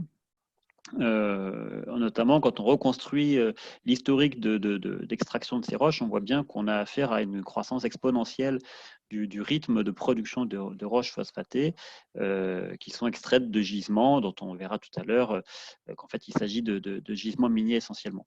Et le graphique que je présente ici, dans une version tronquée, se poursuivait en évoquant la possibilité d'un pic d'extraction des roches phosphatées, comme on aurait atteint un pic d'extraction des ressources pétrolières. Et l'idée fondamentale associée à ce pic, c'est qu'au-delà de ce pic, eh bien, l'extraction devient plus difficile et on tend inexorablement vers l'épuisement de ces ressources en roches phosphatées. Et l'article datait ce pic autour de l'année 2033. Alors, j'ai néanmoins rajouté un gros point d'interrogation puisque, en fait, on n'est pas du tout sûr que ce pic soit atteint, en tout cas atteint à l'horizon 2033. En fait, cet article a été suivi par beaucoup d'autres et s'est engagé une forme de controverse scientifique. Et cette controverse persiste. Mais les différents rapports, quand on les analyse, quand on essaie de les faire converger un peu, ces différents rapports convergent quand même pour dire qu'on devrait atteindre un pic mondial d'extraction des roches phosphatées vers la moitié de ce siècle, vers 2050, et qu'on devrait atteindre un épuisement des réserves en roches phosphatées avant la moitié du siècle prochain, avant 2050. C'est ce qu'évoque la figure que vous voyez ici sur la droite. La conséquence sera une augmentation du prix des engrais minéraux phosphatés, comme on va le voir un peu par la suite. Alors, avant de passer à la suite, j'attire votre attention sur le fait de ne pas confondre réserves et ressources. Les ressources, c'est l'ensemble des quantités de phosphore qu'on a à notre disposition dans les roches phosphatées. Donc, on peut parler de ressources en roches phosphatées, tandis que les réserves, elles, désignent les roches phosphatées que l'on est capable d'extraire avec les technologies d'aujourd'hui et avec les coûts d'extraction d'aujourd'hui. Vous devinez que la notion de réserve est donc du coup est une notion dynamique qui dépend du progrès technologique qu'on a dans les techniques d'extraction des roches phosphatées et également qui dépend du prix qu'on est prêt à payer ces roches phosphatées. Et vous comprenez également que la notion de réserve est beaucoup plus petite que la notion de ressource, qui est beaucoup plus vaste. Quoi qu'il en soit, la conséquence de cette raréfaction possible de ces ressources en roches phosphatées, c'est une augmentation du prix des engrais phosphatés. En particulier parce qu'on a affaire à un marché qui est assez spécifique, un marché des engrais phosphatés qui est caractérisé par une demande croissante, on y reviendra tout à l'heure, et par une offre qui est relativement inélastique. Ouvrir des sites d'extraction de roches phosphatées, c'est très capitalistique, c'est sujet à pas mal d'incertitudes, et donc du coup, en fait, l'offre en roches phosphatées, elle évolue lentement et elle évolue de façon assez inélastique par rapport au prix des engrais à court terme.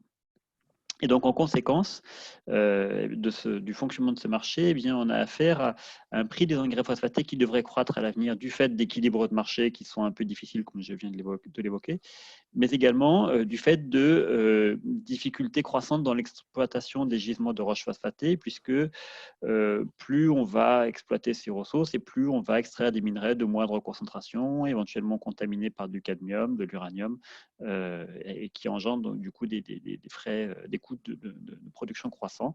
Ce que vous montre ce graphique à droite, qui vous montre les coûts de production en dollars par tonne au fil des années, sous différents scénarios que je ne vais pas commenter, mais enfin, vous voyez que dans tous les cas, quel que soit le scénario qu'on observe, on passe d'un prix des engrais autour des coûts de production de l'ordre de 75 $ par tonne à des coûts de production qui seront, à peu près 35 $ par tonne, à des coûts de production qui seront au moins doublés, voire beaucoup plus, à l'horizon de la fin de ce siècle. Et par ailleurs, on a affaire à un marché des roches phosphatées et des engrais phosphatés qui a tendance à devenir plus volatile, comme vous le voyez sur ce graphique qui vous montre le prix de la roche phosphatée en dollars par tonne, dont vous voyez qu'elle a subi un pic lors de cette période tendue là, de l'année 2008-2009, suivi d'une relaxation associée à la crise des subprimes et au ralentissement de l'économie mondiale. Mais on voit qu'au-delà de ce pic, eh bien, on voit qu'on a affaire à un marché qui est globalement en tendance, avec un signal qui semble pas très stable, finalement assez volatile. Et enfin, associé à cet enjeu de disponibilité des roches phosphatées, vient un enjeu qui pourrait être géopolitique, qui est associé à la distribution des gisements de roches phosphatées. Pourquoi ? Parce qu'en fait, l'essentiel des ressources en roches phosphatées est contrôlé par seulement 3 pays. Le Maroc, très très loin devant tous les autres, la Chine, mais qui aujourd'hui n'exporte presque plus, et les États-Unis qui exportent relativement peu également le phosphore. Donc le Maroc est vraiment le big player, enfin le grand acteur de ce marché. Plus précisément, c'est le Maroc et le Sahara occidental, dont vous savez qu'il s'agit d'une région qui est en conflit latent avec Rabat. Et on peut également noter sur cette carte que l'Europe n'a qu'un tout petit gisement en Finlande et que d'autres grands pays agricoles comme l'Inde, par exemple, n'ont pas de gisement sur leur territoire, ce qui pose des questions de dépendance vis-à-vis des grands producteurs et notamment vis-à-vis du Maroc.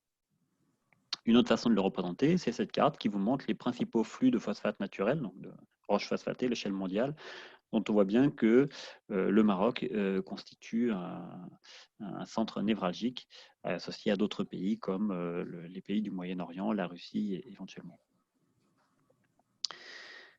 Enfin, au sujet de l'état de ce marché et de ces roches phosphatées, ce qu'on peut noter, c'est qu'on a des incertitudes qui persistent sur l'état des réserves en roches phosphatées.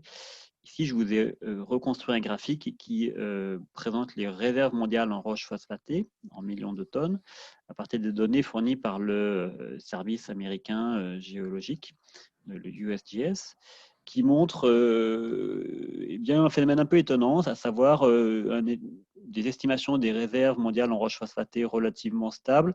Et puis à partir de 2011, une disponibilité beaucoup plus forte, une augmentation très, très forte, très subite de ces réserves en roches phosphatées. Et en fait, cela est dû à une réestimation par le Maroc de l'état de ses réserves et de ses ressources en roches phosphatées. Ce que vous montrent les trois graphiques du dessous, qui sont peut-être pas très lisibles, c'est la part que prend chacun des pays producteurs dans la disponibilité des réserves en roches phosphatées. Le Maroc représentant ce grand arc bleu, dont vous voyez qu'en 2012, eh bien, il représente désormais l'essentiel de la production. En fait, le Maroc a révisé à la hausse très fortement sans qu'on comprenne exactement pourquoi ces réserves en roches phosphatées. Ce qui suggère un certain nombre d'incertitudes qui persistent sur l'état de ces réserves en roches phosphatées. Et puis, on a également des réserves des incertitudes sur la demande future en engrais phosphatés. On sait que cette demande en engrais phosphatés, elle devrait croître avec la croissance démographique humaine, mais elle devrait croître également avec l'augmentation du pouvoir d'achat des consommateurs. Et c'est ce qu'a exploré cet article qui est paru l'année dernière, enfin l'automne dernier, qui explore l'évolution de la demande en engrais phosphatés selon différents scénarios de croissance démographique plus ou moins forte, et en tenant en compte ou pas l'effet du pouvoir d'achat, des revenus des consommateurs. Et ce que montre cet article, c'est donc là vous avez les données à l'échelle mondiale, et puis là vous les avez un peu désagrégées par grands pays dans le monde. Ce que montre cet article, c'est que finalement la demande en engrais phosphatés, elle est croissante, mais elle n'est pas tellement tirée par la croissance démographique, elle est surtout tirée par l'augmentation du pouvoir d'achat et l'élasticité revenu de la consommation. Et dans tous les cas, le grand acteur qui détermine l'évolution de ce marché, c'est la Chine. Alors, on a fait un panorama de l'état des réserves en roches phosphatées. On va maintenant aller un peu plus loin. En essayant d'aller au-delà des réserves en roches phosphatées, on va essayer de comprendre un peu le rôle que peuvent jouer les stocks de phosphore qui sont déjà accumulés dans les sols, qu'a évoqué Claude, mais qu'a également évoqué Chantal précédemment. Pourquoi est-ce que cette question est pertinente? Eh bien, parce que quand on regarde les bilans de phosphore annuels à l'échelle des terres arables dans le monde, eh bien, on voit qu'on a des bilans qui peuvent être très positifs et très négatifs et qui coexistent à l'échelle mondiale. On voit que, par exemple, l'Europe de l'Ouest est plutôt caractérisée par des bilans positifs, alors que l'Europe de l'Est est plutôt caractérisée par des bilans négatifs. Regardez la Chine, regardez l'Est des États-Unis, regardez une partie du Brésil. Enfin bref, toutes les régions d'élevage sont caractérisées par des bilans qui sont globalement positifs, alors que d'autres grandes régions du monde sont caractérisées par des bilans négatifs.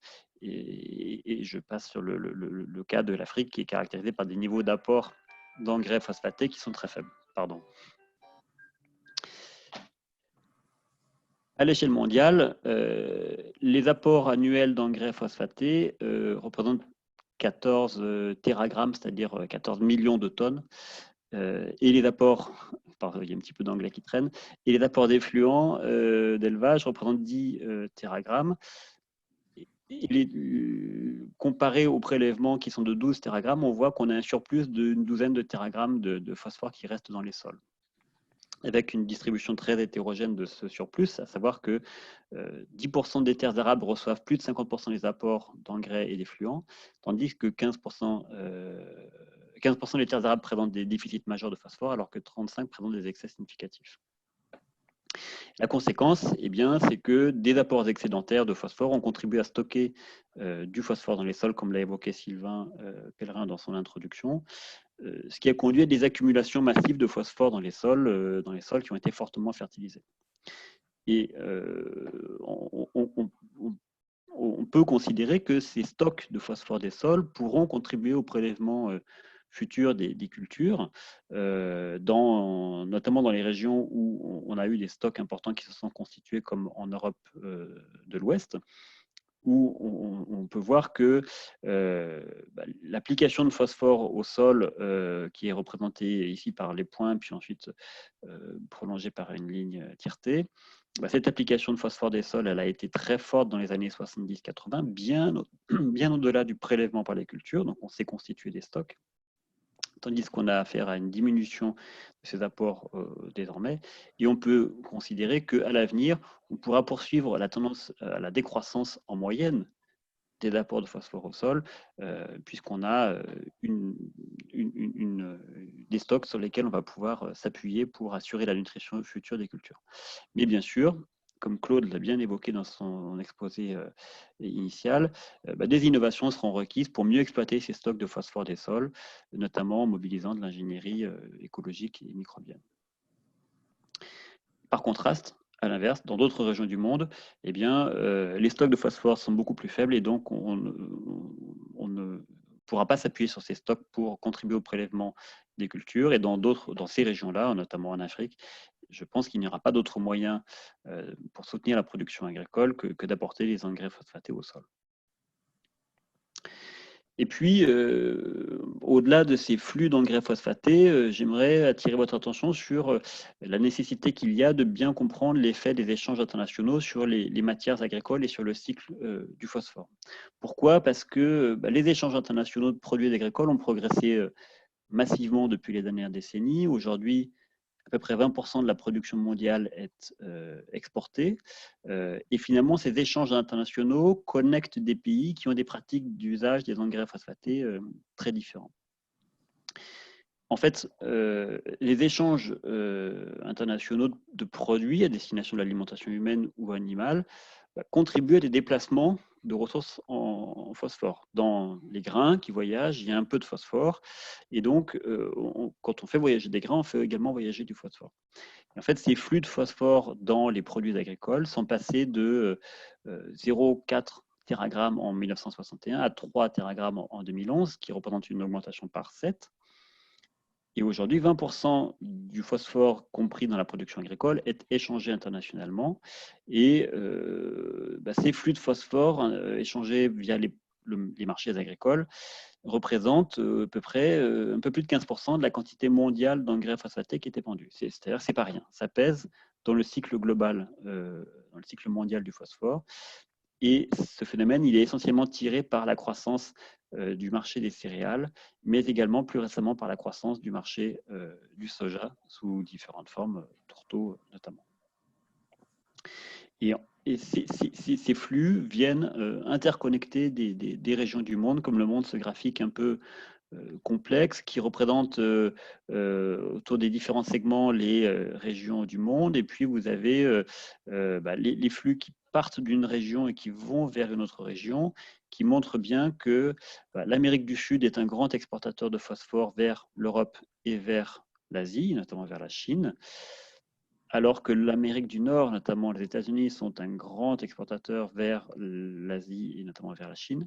Et puis on voit qu'en Europe, on a des phénomènes d'échange entre les petits pays européens que nous avons, qui contribuent à une forme de recyclage de ce phosphore entre pays. Et puis on voit que l'Asie est un continent qui vient s'approvisionner en phosphore un peu partout dans le monde, mais qui est avant tout un puits de phosphore plutôt qu'une source. Et puis on voit également que l'Afrique, continent très important du point de vue démographique, est finalement possède une part assez modeste dans ces échanges internationaux de phosphore. Alors, une fois qu'on a fini ce panorama, la question se pose de savoir comment préserver la ressource en roche phosphatée et en particulier quelles sont les possibilités de recyclage du phosphore au sein des systèmes alimentaires. L'idée fondamentale, c'est de dire qu'on a en fait dans nos systèmes alimentaires des boucles de recyclage depuis les effluents animaux vers les sols agricoles, depuis les industries agroalimentaires, les consommateurs qui produisent des déchets urbains qui peuvent retourner vers les sols agricoles. Et donc, si ces boucles fonctionnent bien, elles devraient permettre de limiter le recours aux engrais phosphatés. La question est donc de savoir quel est l'état actuel de fonctionnement de ces boucles de recyclage. Alors pour cela, on a mené un travail il y a quelques années avec Sylvain Pellerin notamment. Et ce que l'on peut voir sur ce graphique un peu avec pas mal de chiffres que je vais commenter, c'est d'abord qu'on a une efficience globale d'utilisation du phosphore qui est faible, puisque on apporte à nos sols agricoles en France à peu près 800 milliers de tonnes de phosphore par an, et on en fournit aux consommateurs à peu près 80. Et donc, on a un rapport de 1 à 10 entre ces deux grandeurs. Deuxième élément à noter, c'est le fait qu'on a ce que j'ai qualifié des pertes et gaspillages, qui n'en sont peut-être pas exactement, mais on a des fuites de phosphore via les gaspillages alimentaires. On gaspille à peu près un tiers de l'alimentation fournie aux consommateurs. On a des pertes depuis les sols, que vient d'évoquer Chantal. On perd à peu près 2 kg de phosphore par hectare et par an en moyenne. Et puis, on a du stockage dans les sols, ce qui n'est pas vraiment une perte, puisque on peut dire que c'est une réserve qu'on se constitue pour le futur. Et puis, ce que montre également ce graphique, c'est que finalement, dans les flux de phosphore qui sont importants à recycler, on en a deux. Ce sont les effluents d'élevage. Vous voyez, 310 kilotonnes de phosphore par an. Et puis, les flux qui proviennent des zones urbaines, des effluents urbains, 120 kilotonnes de phosphore par an, c'est-à-dire un flux 3 fois plus faible que celui des effluents d'élevage. Et ça, c'est une idée que j'aimerais faire passer, qui est que si on veut vraiment recycler la ressource en phosphore, c'est plutôt avec les effluents d'élevage qu'il faut jouer qu'avec les effluents urbains. Et en particulier, qu'est-ce qui explique pourquoi ces boucles de recyclage ne fonctionnent pas si bien? Eh bien, c'est le fait que ce flux d'effluents d'élevage que je mentionne ici représente une cartographie qu'on fait à l'échelle de la France. Mais en fait, quand on regarde les choses de façon un petit peu plus fine, ce que l'on voit, c'est que en fait, la ségrégation entre les cultures et les élevages va contribuer à va constituer un frein vers le recyclage des effluents d'élevage. En fait, on a affaire à des élevages qui sont de plus en plus spécialisés et ségrégés des productions végétales, et ça aboutit à deux phénomènes. D'abord, des excédents d'éléments minéraux issus des effluents d'élevage dans les régions d'élevage, et d'autre part, des déficits d'éléments minéraux qu'on va devoir combler par l'utilisation d'engrais minéraux dans les régions de culture. Et pour s'en convaincre, on a développé une approche comparative à l'échelle de deux régions. Donc, la région centre que vous connaissez bien, avec peu d'animaux, beaucoup de SAU très occupés par les céréales, avec des paysages de ce type-là.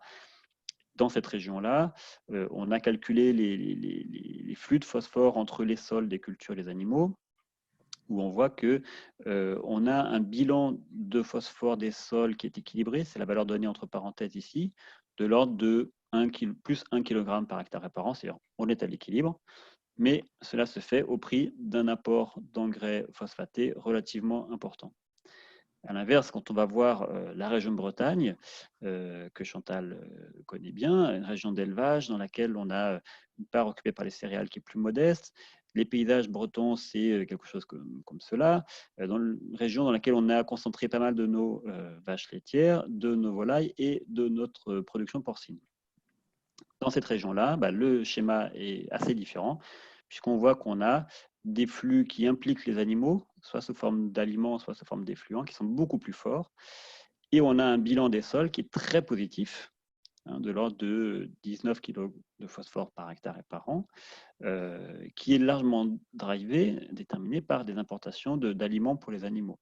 Et même si on coupait le recours aux engrais de synthèse, on aurait des bilans de phosphore qui resteraient positifs. Et puis, je vais en terminer par là. Le recyclage des effluents urbains, il reste relativement modeste. Non pas tellement que les quantités qui peuvent être générées sont non négligeables. Je vous disais, elles sont 3 fois plus faibles que des effluents d'élevage, mais enfin, c'est des quantités qui sont tout à fait honnêtes. Et dans ces effluents d'élevage, on capte l'essentiel du phosphore. Dans ces effluents urbains, on capte l'essentiel du phosphore. Par contre, on le recycle que partiellement.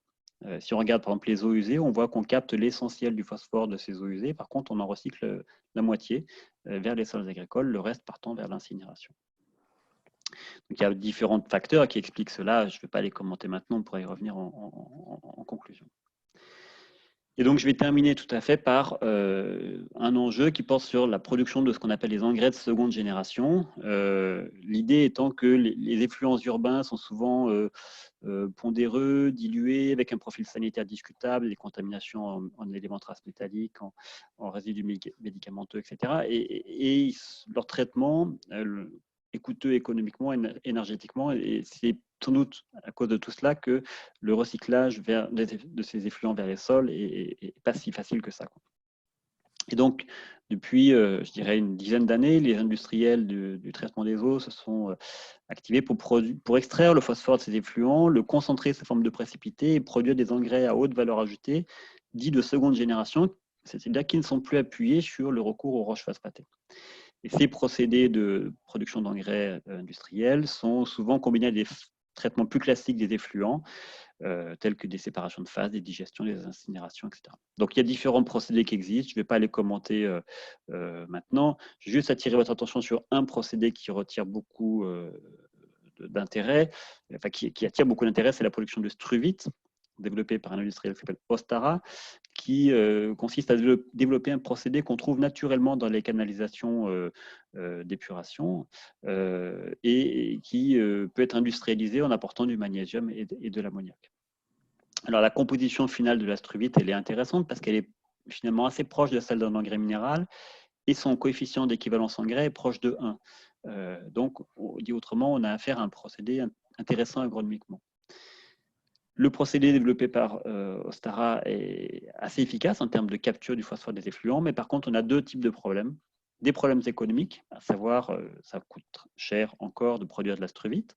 Le coût de production est 3 fois plus élevé que le prix des engrais phosphatés, donc il y a un problème d'optimisation du procédé industriel. Et puis un problème réglementaire, puisqu'on a encore en Europe l'absence d'un cadre réglementaire ad hoc pour la commercialisation de ces engrais de seconde génération. On a encore affaire à des procédés qui sont classés sous la réglementation relative aux déchets et non pas sous la réglementation relative aux engrais. Alors, en conclusion, je n'ai qu'une diapositive de synthèse.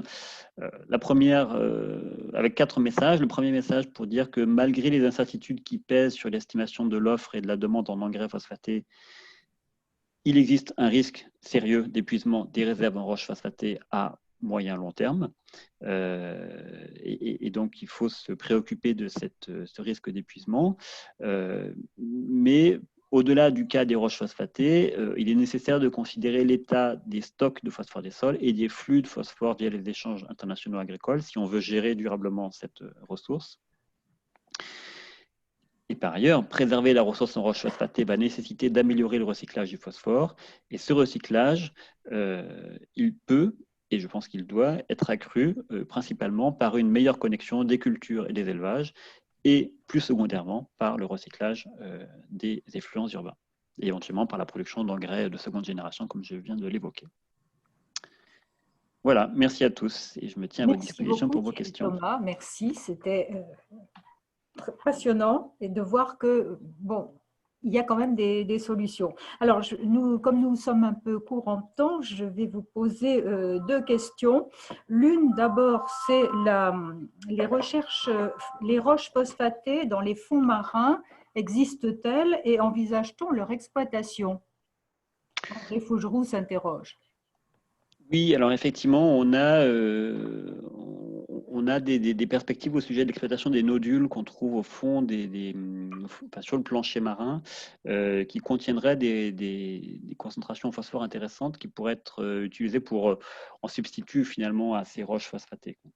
Alors, c'est vrai, évidemment, il y a plusieurs questions qui se posent. La première, c'est quelles sont les techniques qu'on a aujourd'hui pour aller extraire ces nodules, quel est leur coût de mise en œuvre. Enfin, donc, il y a tout un tas de questions.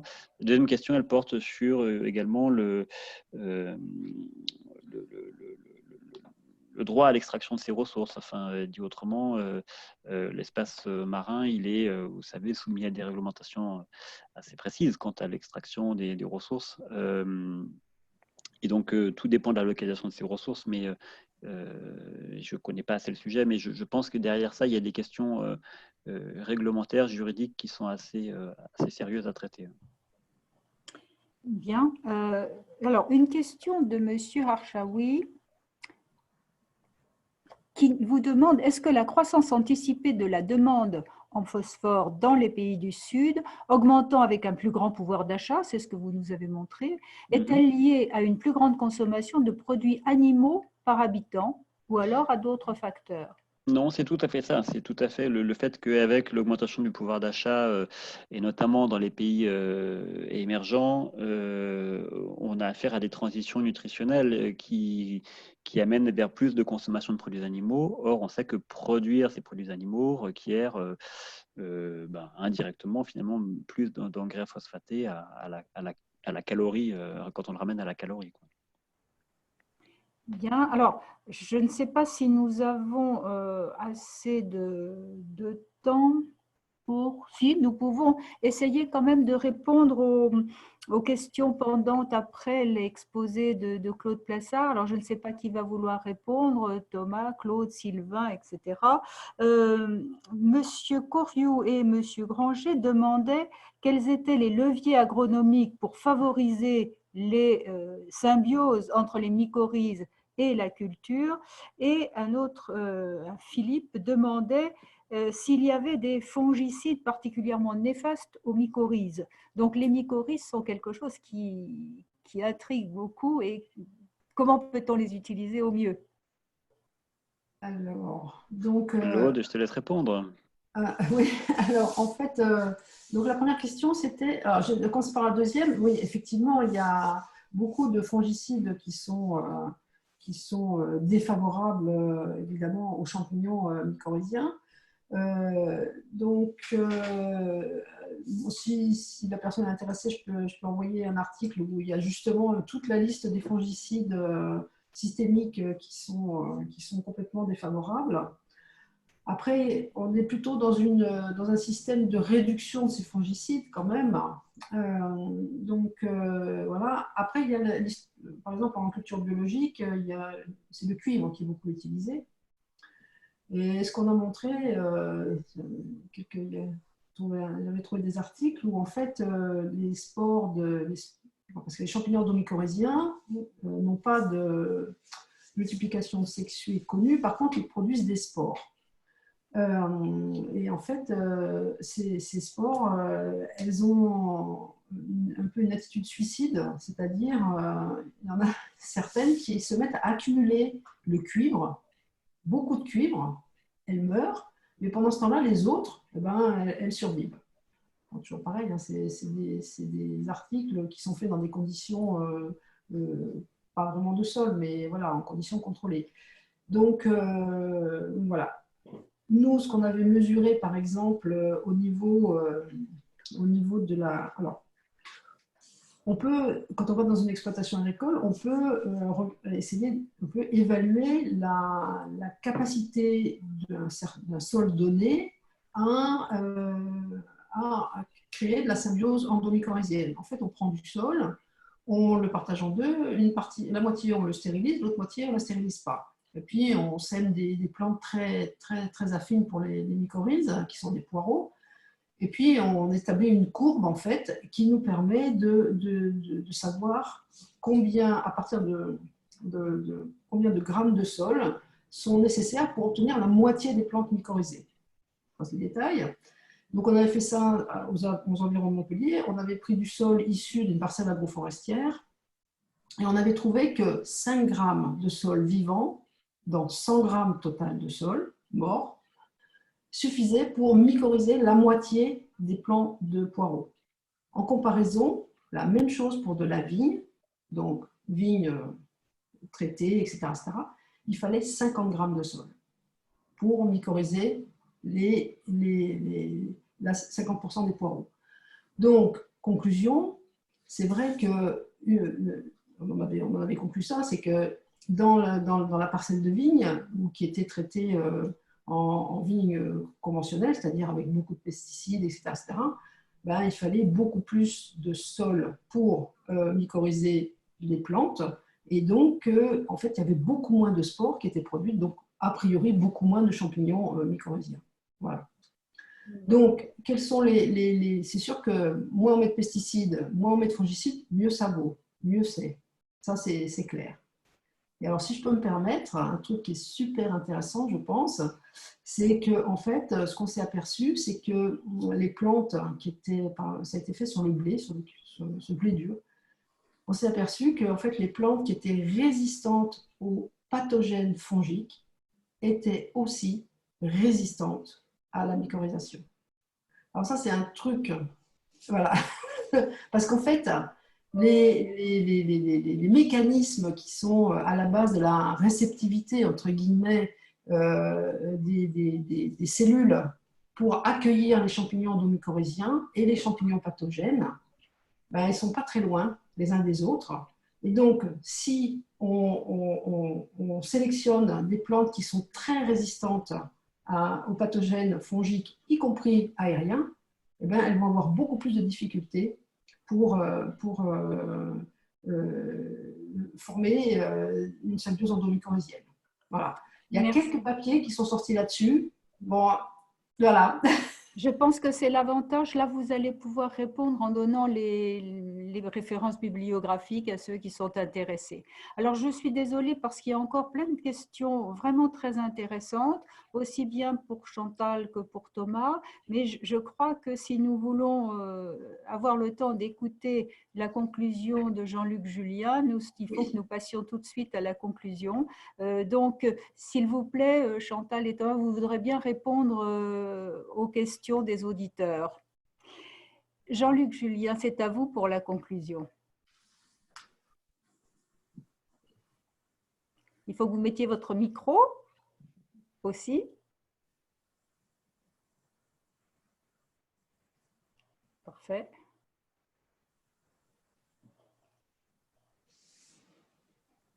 Alors, micro.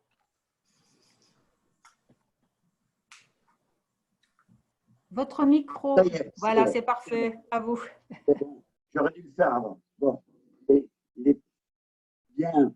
Alors, Madame la Présidente, mes chers consoeurs, mes chers confrères, Mesdames, Messieurs, bon, après cette séance très riche, bon, la conclusion n'est pas si facile que ça, et elle dépend beaucoup de mes choix. Enfin, alors, première chose, j'ai trouvé moi, que les enjeux de la séance avaient été bien clarifiés par Sylvain, et mon passé d'agronome m'a fait remarquer deux choses à propos du phosphore en agriculture en France.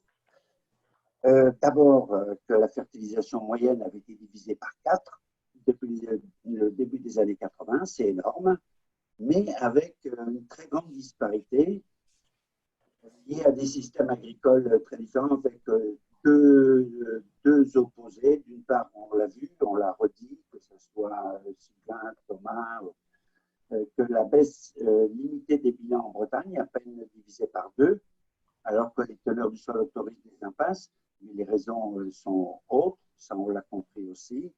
Et à l'autre opposé, la forte baisse en Picardie, une zone de culture exclusive, où là même les bilans sont négatifs, avec toujours d'ailleurs des productions très fortes.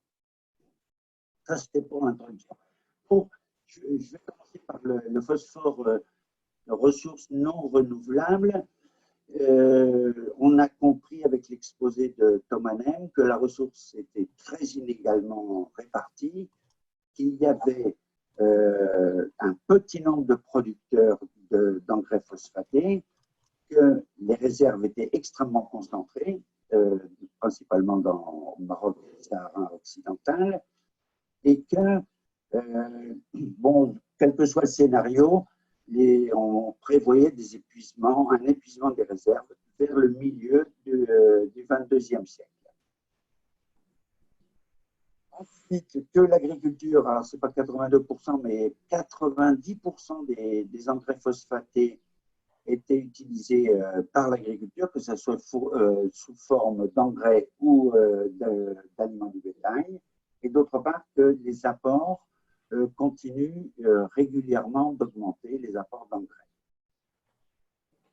Ensuite, que suivant les régions, il y avait soit des stocks importants, soit des déficits importants. Là, que ce soit Sylvain ou Thomas, nous avons fait des facettes de cet aspect, et que ça contribuait était une vraie ressource en phosphore, et puis qu'il y avait une forme de redistribution de cette ressource avec les flux mondiaux de matières agricoles, et que moi, ce chiffre m'a impressionné, hein, c'est que les flux de phosphore dans les produits alimentaires à l'échelle mondiale, bon, c'était pratiquement un quart des flux d'engrais P, et qu'ils étaient très, très variables entre les différentes régions du monde, comme nous l'a montré Thomas. Et Thomas a terminé sur le fait qu'une part de la solution était dans le recyclage des effluents d'origine urbaine et des effluents d'élevage, en nous donnant bon, des parts, des potentiels relativement différents entre les deux, mais c'est particulièrement important. Ensuite, l'exposé de Chantal. Alors, un point rassurant d'une certaine manière, hein, c'est la diminution régulière des concentrations dans les rivières et dans les lacs depuis les années 90. Positif tempéré par le fait que ces flux de phosphore ne représentent que quelques pourcents des bilans de phosphore. L'autre chose qui m'a... parce que pour moi, les transferts de P, c'était surtout du P particulier, mais non, c'est très... il n'y a pas que le P particulier, et puis ces transferts sont très multifactoriels et dépendent principalement donc de cette collectivité des éléments de paysage, avec cette question qui a été posée sur comment était définie la connectivité. On a compris que ça dépendait beaucoup de l'échelle à laquelle on se plaçait. Et puis l'autre point qui m'a aussi bien intéressé, c'est que l'analyse des processus et des modèles tend à prédire une augmentation des flux de phosphore avec le changement climatique, mais que l'analyse rétrospective des données montre une grande variabilité selon les contextes, et ça souligne sans doute qu'il y a encore des progrès à faire sur les processus, la compréhension des processus et sur la mise au point des modèles. Après cet exposé particulièrement intéressant, celui de Claude Passard sur le phosphore nutriment. Alors, un directeur de laboratoire, bon, je le savais un petit peu, mais la disponibilité du phosphore mesurée par l'analyse de terre est loin de représenter la biodisponibilité du phosphore par les plantes. Et là-dessus, donc, Claude nous a bien expliqué que ce concept de biodisponibilité rend compte du fait que la plante modifie au niveau de la rhizosphère la disponibilité du P mesurée par l'analyse de terre. Et elle nous a bien expliqué les différents mécanismes qui étaient mis en compte.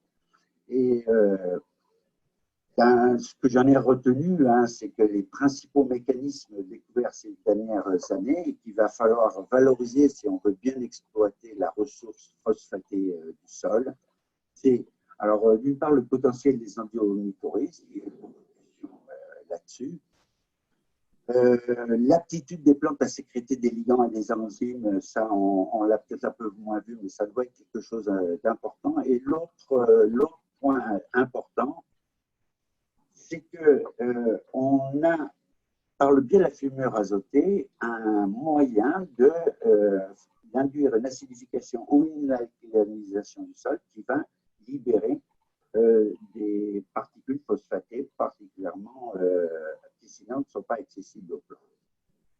Alors, au total,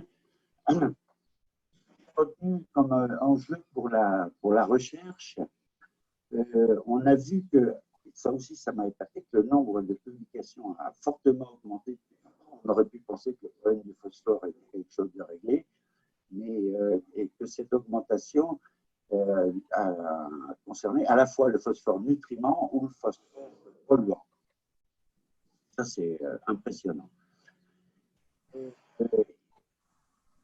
Il me semble hein, que la recherche doit surtout se consacrer, enfin, par la compréhension des mécanismes, hein, mais pour nous permettre de savoir comment mobiliser les stocks accumulés, que ce soit dans les sols ou dans les sédiments qui se sont accumulés. Ça, on en a peut-être un peu moins parlé. De comprendre aussi tout ce qui concerne les formes solubles complexes hein, qui participent au flux de Ça, on l'a bien compris de Chantal. Et l'autre point, qui est un point intermédiaire entre recherche et puis agronomie, c'est tout ce qui concerne la dynamique et comment bien gérer le phosphore dans les systèmes agricoles, et en particulier les systèmes non conventionnels, le bio, le non-labour, etc. Enfin, peut-être une recherche variétale pour chercher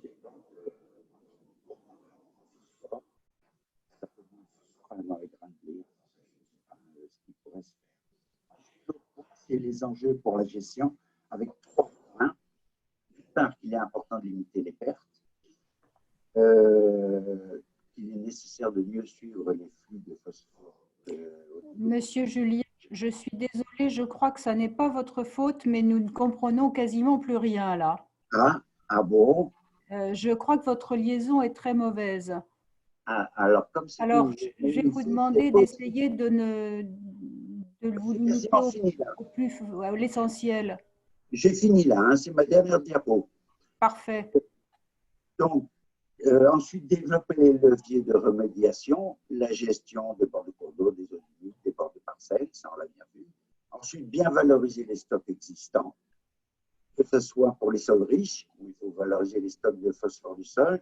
Dans les sols pauvres, il y a peut-être des leviers à mobiliser pour mieux utiliser les ressources du sol, les plantes associées, etc. Et enfin, optimiser le recyclage des effluents urbains et les effluents d'élevage. Et là, j'ai bien compris qu'il fallait sans doute déplacer les élevages de porcs et de volailles depuis la Bretagne jusqu'en France, au moins pour ce qui est la France. Voilà. Sinon, merci à tous de la participation et puis de votre attention, même si ma liaison était mauvaise. J'en suis désolé, Madame la Présidente. Merci beaucoup, monsieur. Je crois que nous en sommes désolés aussi, mais heureusement, vous aviez un très bon PowerPoint qui a fait que nous n'avons pas perdu, mais la fin était une mauvaise connexion et il n'y avait pas que vous. Je vous prie d'excuser aussi Constant Lecoeur, notre secrétaire perpétuel, qui était ici au début et qui a disparu parce que l'académie s'est mise en rideau et n'a plus de connexion. Donc, je tiens vraiment à vous féliciter tous les 5 pour cette séance que j'ai trouvée absolument excellente parce qu'elle était accessible à des non-spécialistes et nous avons vu à la fois toute la complexité, mais aussi toute la richesse et tous les espoirs qui nous sont permis grâce à la richesse de la recherche scientifique. Je voulais aussi corriger une erreur, j'ai dit que c'était la section 5 qui l'a organisée, effectivement, mais il fallait aussi mentionner la section 7 que Chantal représentait et qui a joué un rôle important aussi. Donc, je vous remercie beaucoup. Je vous donne rendez-vous la semaine prochaine, non pas, donc le mercredi 10 juin, non pas à 14h30, mais à 16h30, pour parler des incendies, forêts et sociétés, vivre avec un risque accru, où la section 2, essentiellement, s'interrogera sur la possibilité ou non d'aménager les territoires pour qu'ils résistent mieux aux incendies, ce dont on a beaucoup souffert ces derniers temps. En tout cas, un grand merci à vous tous et à la semaine prochaine. Et vous avez encore un peu de travail puisque vous pourrez répondre aux questions que nous n'avons pas eu le temps de prendre. Philippe, si tu veux parler, il faut mettre ton micro. Philippe, il faut mettre le micro si tu veux parler. Donc Nadine, je disais merci. Juste une petite précision avant que je passe la parole à Aristide pour qu'il nous dise au revoir. Juste l'ensemble des documents que vous avez pu voir durant le webinaire ainsi que la vidéo seront très vite sur notre site internet grâce à la diligence d'Agrenium notamment pour la vidéo et grâce à ma collègue pour les PowerPoint, ce qui veut dire que dès demain, normalement, vous pouvez retrouver l'intégralité de cette séance. Voilà. Très beau graphique, très intéressant. Bon. J'en profite donc pour remercier Philippe et Aristide pour la maîtrise technique de tout cela. Merci, Aristide. Bon, donc, merci. Aristide, merci. De rien, merci à vous pour la confiance. Et à très bientôt, à la semaine prochaine, j'imagine. À la semaine prochaine, 16h30. Alors, toutes les questions qui n'ont pas pu être posées seront renvoyées, bien sûr, aux différents conférenciers et conférencières. Bonne journée, bonne soirée. Au revoir. Merci. Au revoir à tous. Merci.